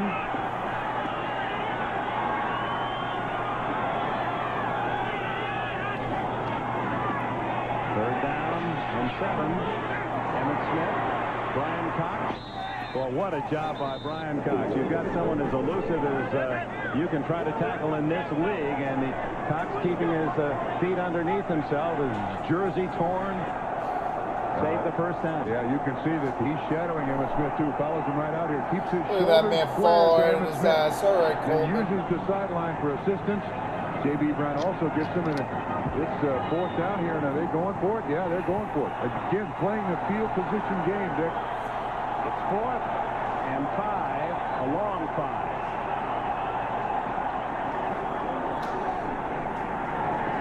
Caught by Kevin Williams, but lost his footing, and with it. Turnover no on catch. No, they caught the downs. ball. No, he got Kevin it. Williams. Yeah. But No first down. 4th, and that would bring up. He was shy of the first Yes. down, obviously, and the change of possession on downs. But what it does is it gives Dallas's defense 5 more yards to defend. So good choice by Jimmy Johnson. Missed by a yard. Miami down by 4. Plenty of time left.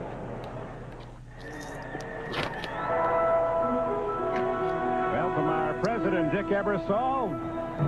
Oh my God, another our Dick. Coordinating producer, football, Tom Roy, our executive producer, our director today, John Gonzalez. All the men and women who celebrate their holiday with you. NBC Sports. All these Reeboks, bro. Everyone's wearing Reebok. Yeah, bro, no Nike here. 14 to 10. Mark Hicks. Couple is best, and a good tackle by Godfrey Miles, getting some duty at linebacker along with Darren Woodson. Well, Don Shula and the backup quarterback. He's picked older guys. Usually Bob Greasy all his starts, but when needed, Earl Morrall came in and led the Dolphins to a Super Bowl. David Woodley at 40 starts. Another gray beard. Don Strock came in 13-6 as a backup. Backup Steve DeBerg on second down. Let it run, Steve. All right. Into Dallas territory to the 45-yard line. Ken Norton drags him down. 28 more yards for the former Eagle star. The two biggest plays Miami has had all day long have come at the hands of Keith Byers. He's the outlet receiver. It's a zone coverage, it looks like. And Brown can't get him down, and then it's the left arm of Ken Norton. Another big play by Keith Byers. The big guys in the backfield have had the biggest effect today for both teams. At the 46-yard line. First down Miami, trailing by 4. 10 minutes to go. Underneath wide open is Kirby. And he got the block. He's to the 20. Let him go. First down Miami. 26 more. Miles and Smith make the tackle. You know, maybe the Dallas Cowboys showed the Miami Dolphins what to do here. Let's just throw to the backside of the backfield. That's what Dallas has been doing. And you see everybody stop there. Both Woodson and Norton can't get up to speed to make the tackle, and then Kirby actually slips. Kirby with 4 catches today, 38 on the season for the rookie from Virginia. And Jimmy Johnson trying to spur this Cowboy defense. They spotted at the 21-yard line. Kirby protecting the ball, runs into the pile and loses yardage. Chad Hennings. Whole fucking hole right to the side. Right into the bucket pile. I love it. All right. 45 relief missions during the Persian Gulf crisis. Academic All-America. Hennings at 27 in his second year in the NFL. He didn't fly the Warthog at that size and weight. He's put on about 40 pounds since he was in that A-10. But the thing about Jimmy Johnson, he does alternate his defensive linemen. He works them all in there. He's got 7, 8 defensive linemen. They all play. Hennings in the middle now. Second and 12. Play action for DeBerg. He throws. No one there. Mark Ingram, the closest. Throwing at the fucking camera guy again. All right, covered Steve. by Kevin Smith. And Tony Tolbert pressuring DeBerg. Well, we talked about the starting quarterbacks and the reserves. Well, Dan Marino, 154 consecutive starts, never missed a game as a pro, and other than the 3 strike games. Scott Mitchell, one young man in the Shula history book, came in 3-1, and then they're right back to the old timer, Steve DeBerg. And the backup, Steve DeBerg. extraordinarily well. DeBerg underneath the Kirby. Throwing the fucking laser. He's inside the 15. See the Cowboys pointing to the icy mark. That again was the Dallas 4-7 defense in the back out of the backfield. I think Shula's making his decision here. How much do we go? How far? How far he's saying? Looks to be a good yard. Boy, they just did Miami a favor here. The officials are taking time out to measure, and it'll give Don Shula and his staff just a couple of seconds to collect their thoughts as to what they're going to do here. 29-8. That's a mark of why Shula is one of the brilliant football minds and will go down arguably as the greatest coach ever. I agree. You know, Jimmy Johnson said, "Oh, that's a good 2 yards. That's a good 2 yards that they got to make." But Jimmy Johnson said the sign of a good coach was a team that did not turn the ball over and was seldom penalized. And he said that's Don Shula, and it's always been the Miami Dolphins. And Johnson studied Shula well while at the University of Miami. He would go to and his assistants especially. There he is, Doug Peterson. Doug Peterson. They're going to kick a field goal. Unfucking-believable. From looks to be outside the 21. 31-yard field goal attempt by Stoyanovich, who has missed one when he slipped from 44. Made the short one from 20. This to cut the lead to 14. Huge kick right here. Let's go, Pete.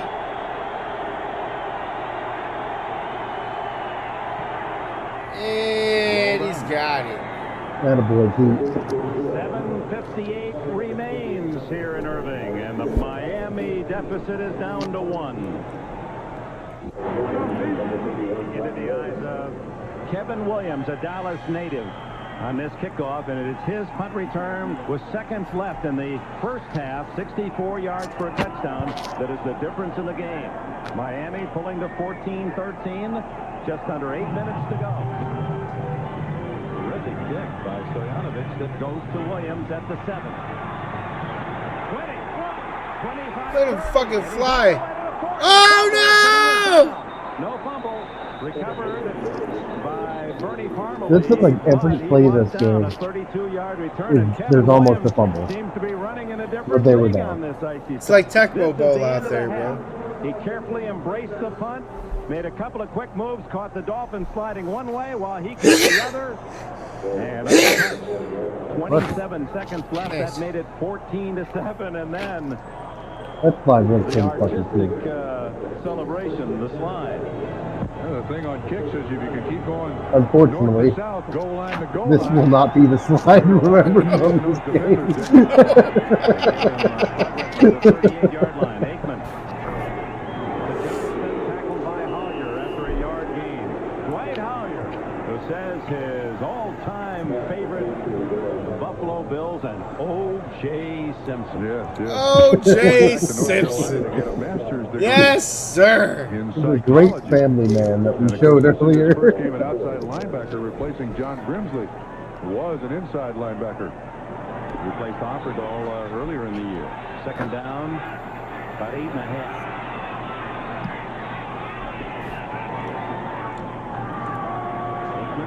Aikman, Johnston again. This time he's corralled by J.B. Brown and Vesky Jackson. That's going to be 9 or 10 for Darrell today. 9 catches for Johnston. Gives him 36 for the year. So Darrell Johnston, Lincoln Kennedy for Coleman. Excuse me, Lincoln Coleman for the That's Dallas a big Cowboys. old boy right there. Kennedy appreciates the plug. He's an offensive back, a little bigger. And Keith Byers from Miami, the big factors today offensively for these two teams. Very Classic has not played. Third down and 6. Aikman underneath again to Johnson. Look at this death. Death. Into the 48 of Miami. That's good for the first down. How much brain damage in this game? Tackle, and the Cowboys continue to go. And I'll tell you what, watch what Johnston does. Just a little circle route. And the defenders, they've got people behind them they got to worry about. Johnston just comes up underneath. What a great play this has been all day long for the Dallas Cowboys. And it's a play you can use in perfect weather. You don't have to just use it when it's snowing, Dick. And the clock continues to run. That's the enemy of the Dolphins. First down at the 49 of Miami. Emmett Smith hit first by Craig Vesey. Emmett not doing shit today, Smith. Well, Don Shula made a big decision there, taking the 3 points, putting it on his defense to stop the Dallas Cowboys. He's still got 3 timeouts left. Stop the Dallas Cowboys with enough time left for the offense to get the ball back in the end zone. That's all right, Mr. Announcer. You don't know it already. Mr. Shula has a full horseshoe stuck up his ass today. Yep. 8 minutes, they didn't score any points, but maintained control. Aikman going long for Harper. Oh, God damn. Oh, man. You got to hold on to that. Well, I admire the Dallas Cowboys for trying these. Some teams call them 9 routes. Some teams teams call them go patterns. Some teams call them fade patterns. These two guys have been connected all day long. Third down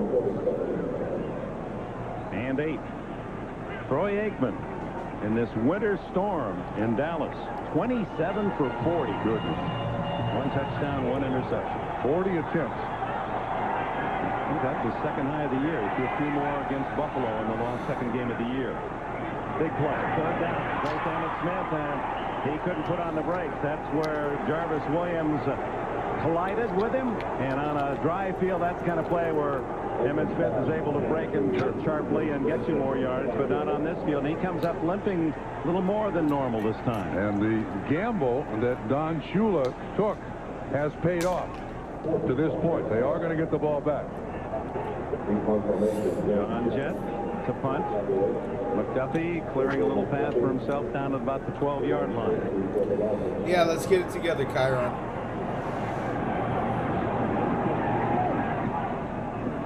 Off the side of the foot, but it takes a good Dallas roll. Real good. Down to the 7-yard line. 37-yard punt. The Dolphins with the ball, a long way to go, but enough time to do it. Hi, I'm Steve Holy DeBerry. I want to wish shit. you a happy, what day is it? I almost said Merry Christmas. Oh, no. He's already suffering from Alzheimer's. No! No! Now the pressure of going. Dallas, you're going to get beat by a guy that doesn't know what day it is. The ball down to about the 20 for a field goal that would give Miami the lead. He's going to walk off the field. Happy 4th of July, everybody. And this is an all-time gutty performance by Emmitt Smith. Yesterday we talked to him, and you said to him, hey, Barry Sanders has got a big lead on you. And Emmitt said, well, wait a minute, people can get hurt. I'm going to try to do the best I possibly can, and we wish Barry Sanders the best. But Emmitt Smith is healthy. Barry Sanders hurt his knee. Emmitt Smith wants that rushing title big time. Despite missing the first 2 games on the holdout, he has 48 yards rushing today, 46 on receiving, and that's on a very, very sore muscle injury. First down, Smith again. And the beauty of Smith, cold weather, rainy weather, hot weather, he just doesn't fumble much. Yeah. Timeout. There's one of the timeouts used by Miami. Speaking of Barry Sanders, you ever watch that Amazon documentary they did on him last year? Well, fumbles, turnovers really certainly expected on this field, these conditions. Highly recommend it. But this might have been a forced fumble. Washington sit on a dry field. I watch it because it's pretty cool. He's from where I live right now. So there's Barry Sanders shit everywhere here. Every other football field is named after. He's got that forearm in there. He wanted to get him on the ground, but also try to get that ball loose. And we're talking about Emmitt Smith. We got to combine him along with our friend Lincoln Coleman, and the two of them. Catches a career day in that regard for Darrell Johnston, the fullback. Timeout, the second spent by Miami. 2:25 left. Gives us a chance to remind you coming up this weekend, not only pro football on Sunday, but Saturday. There's one of the great coaches of all time, Eddie Robinson, the Bayou Classic. Grambling and Southern go at it in the Superdome in New Orleans. Be with us at 2 o'clock Eastern Time, 11 on the West Coast for the renewal of the Classic. Now, his record will never be broken either. Number of wins by a college coach. He and Don Shula will stand alone as the all-timers in most wins at the collegiate level and the professional level. If people tuning in now and didn't know the weather conditions and seeing that field must wonder what in the world happened to Irving. I know they had a fire in the luxury about 3rd and 1.5 as we try to maybe 2, 3rd and 2. Well, I don't know. They're going to measure now. Where we got it here? It's about the 36-yard line. I'm having trouble figuring it out. It's pretty well covered. Well, let's see. 45, 40, 30. Can we pause real quick? I ordered some food and it's showing up. The 39. I'll be right back.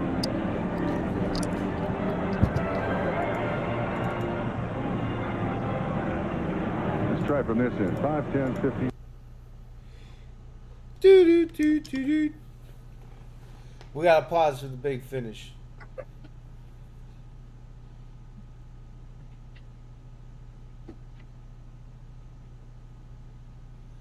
Dude.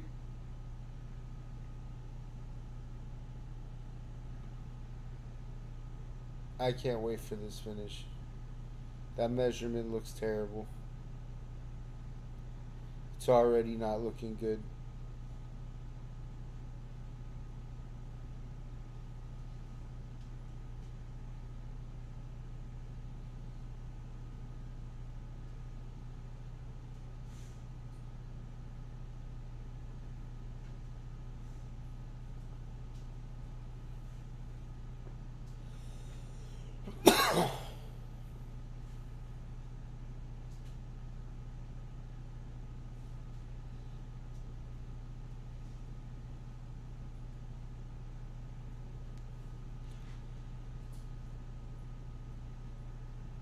Fucking referees look like they don't know what the fuck they're doing either.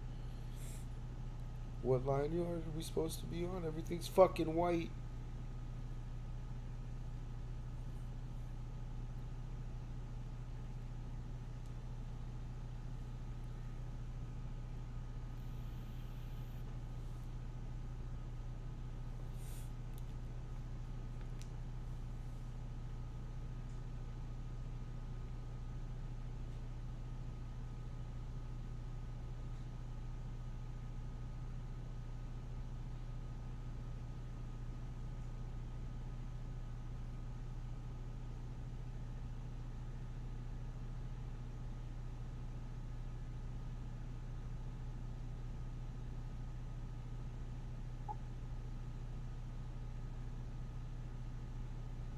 Think he's about ready. Yeah. Yeah.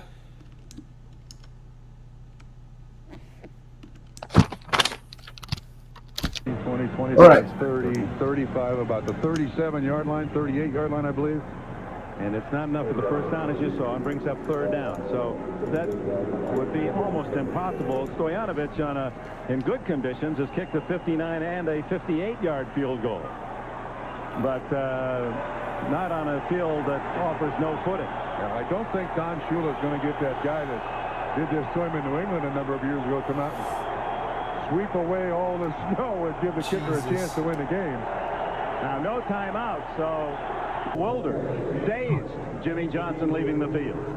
The victory so close to be stolen, to be ripped away from the Dallas Cowboys. And now it's time for the bigger wrinkle-free. Yeah, what the fuck just happened? They skipped all the good parts. After the block field goal. What the fuck just happened? No. Are you fucking kidding me? Super play of the game. Jones, 97, gets a hand. It's all right. We get a replay. If no one touches it, Dallas wins. Look, they're saying, stay away from it, stay away from it. But Leon. No! Leon! What did you do? 25-yard field goal, and the Dolphins go home with a 16-14 win. Happy Thanksgiving, everyone. Jesus. This has been NBC's sports coverage of the National Football League. Way to go, YouTube. Way to fail on that. Right? What the you upload the whole game perfectly up until the part that matters. Greatly. That was fucked up. Hold on, maybe I could get the and this has become a memorable Thanksgiving Day game. Well, oh shit. Some death. It's meant. Just bewildered, dazed. Jimmy Johnson leaving the field. The victory so close to be stolen, to be ripped away from the Dallas Cowboys. And now it's... I wouldn't say it was stolen. I've never seen this before in my life. All right, yeah. Awesome. You've seen them. You love them. Thanksgiving Day is most... That's fucking awesome. Right into a butt foam. It's the same level of... Actually, no, I think the Leon Lett was way dumber.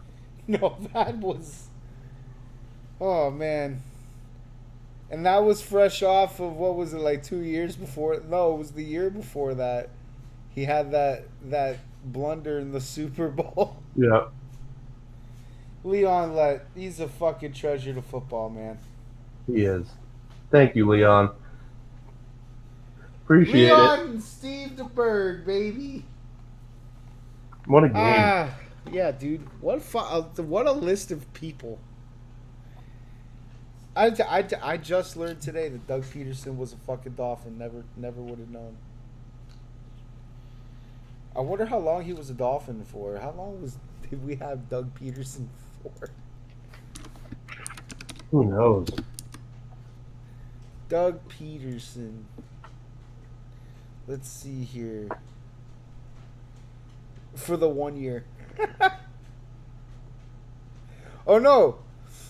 We had him in 91 and then again in 95 just for a year. And then in 92, 93, and 94. Like, Peterson just kept coming back. He was a Dolphin, then he was a New Jersey Knight, then he was a Dolphin, then he was a Panther, then he was on the Fire, then he was a Dolphin again. And wasn't he on the Bills for a little bit, too? I thought he was on the Bills. No, after that it's Packers, Eagles, Browns, and then Packers. Huh. What a guy. Don't know how we're going to top this. We've had some really good retro review games. I don't know what other ones are going to be this good. Well, let's see. Let's see what we have in our review list here. Done the Hardball Bowl. Nah, I don't want to do another back-to-back with Dolphin game. Let's do something different. Just did the Sleep Bowl.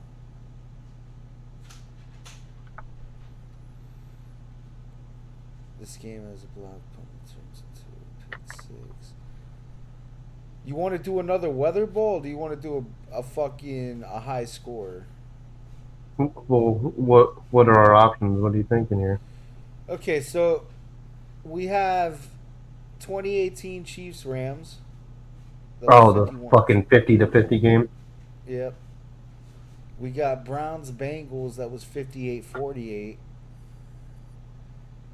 How the fuck does that happen with those two teams? Right.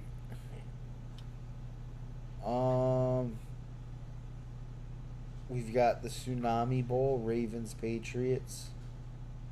We have the Monsoon Bowl, Jags Panthers. Blizzard Bowl, Lions Eagles. We could do the Tuck Rule game. I don't know. Let's sleep on it. You know, a lot of choices. Yeah. I don't want to do fucking... Because I think, too, the older games that we do, like early 2000s, early 90s, like we can get away with playing the whole fucking game.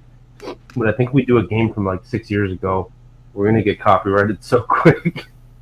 True. Well, fuck, dude. We could do the, Let's see here. No, because that's another Dolphin game. I don't want to do that one. 2002 Dwayne Rudd helmet toss. That was another one that was a fuck up.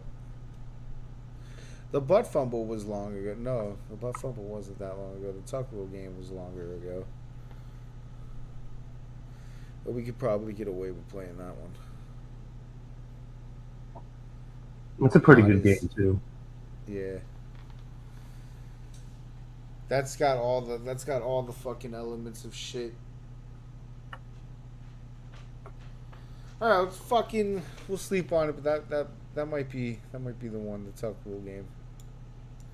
We can get away with that one. Sure, I have a lot of Raiders fans watching. But alright, so we did our review for fucking the Leon Lett Sleep Bowl game. That fucking field looked like a blanket of ice. I don't know what I think my favorite moment was the fucking slide into the end zone. That was pretty cool. I don't know, man. That emotional roller coaster of a halftime was pretty good for me. It just kept coming. Simpson with the kids. Like, I'm just getting over this insane. Jerry Jones is hosting his own halftime show on Thanksgiving, and they go right into O.J. Simpson. You fucking kidding me? On this week of all weeks for that shit to happen during our retro review. He's got the fucking kids there. He's just chilling on the sideline. Thinking about stabbing somebody. Maybe. Allegedly. Who knows? That's not our problem no more.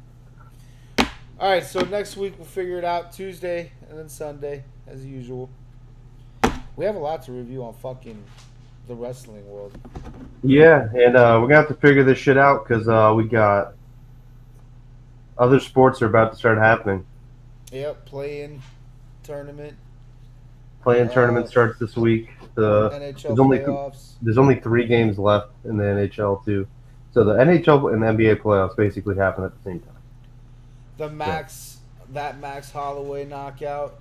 Yeah, there's another fight. There's 3 fights in total I'm going to go over. The last 3 fights. They're all so fucking good. Dude, that knockout looked nasty. Well, and there was the context of it too. Like, so Max Holloway this is a 5-round fight. Max has won like 4 rounds. He won the fight. It's over. There's 10 seconds left. And Buddy's like, trying to do some crazy last minute shit to win the fight because he knows he's down 4 fucking rounds. And Max entertains him. He goes, you know what? Sure. Stand in the middle of this ring. Let me knock you the fuck out. I've never seen some shit like that in my life. Come on, bro. Come win the fight. Yo, that shit was great. And then in the main event, dude gets kicked in the balls. The referee, he signals to the ref, yo, I just got kicked in the balls, just so you know. And then the ref comes over to, stop the fight, and he pushes the ref away, and he goes, nah, I'm good. And then immediately knocks this dude out. So, if you didn't want the ref interrupting you, why'd you motion towards your nuts when you got kicked in the nuts? I think he just wanted everyone to know. Buddy kicked me in the nuts, just so you know. I'm going to knock him out right now, but just so you know. If we were doing points, that would matter. But spoiler alert, there was no points. Nope. Oh, Jesus. Okay, we got a lot of sports to cover this Tuesday. Yeah. What the fuck? Probably not so much with the NBA by that point, because I don't think we'll really know anything. I think the first playing games are on Wednesday anyways. Oh, true. So we won't know shit. I still don't understand how the play-in tournament works anyways. All I know is that it's sudden death. Kind of, yeah. It is and it's not, because I thought it was fucking sudden death, and then I guess you could lose the first game in the play-in tournament and then still go on to win the play-in tournament. I don't understand it. It makes no fucking goddamn sense to me. It seems dumb. Yeah, it does. It seems like a great way to confuse your fan base. Alright, so we'll end it here. This is a good run. Fucking Steve DeBerg. Can't believe it. Amazing. What a legend. What a legend. The myth. The man. He played for God. Dude, when they did the fucking list of coaches that he played for, holy shit. Played for everybody. He played. I thought they were gonna fucking list Bill Belichick next. They might have. I'm trying to think. 93. Bill's in fucking Cleveland in 95. Yeah, so I'm trying to think of what he was doing before that. I think maybe because the Giants was the late 80s. with Parcells. I don't know what he was doing at the time. He was somewhere. He might have still been with the Giants. Which he did play for Parcells. I saw that. All right. Tuesday it is. See you then, bro. All right. Peace out. See y'all later. Peace.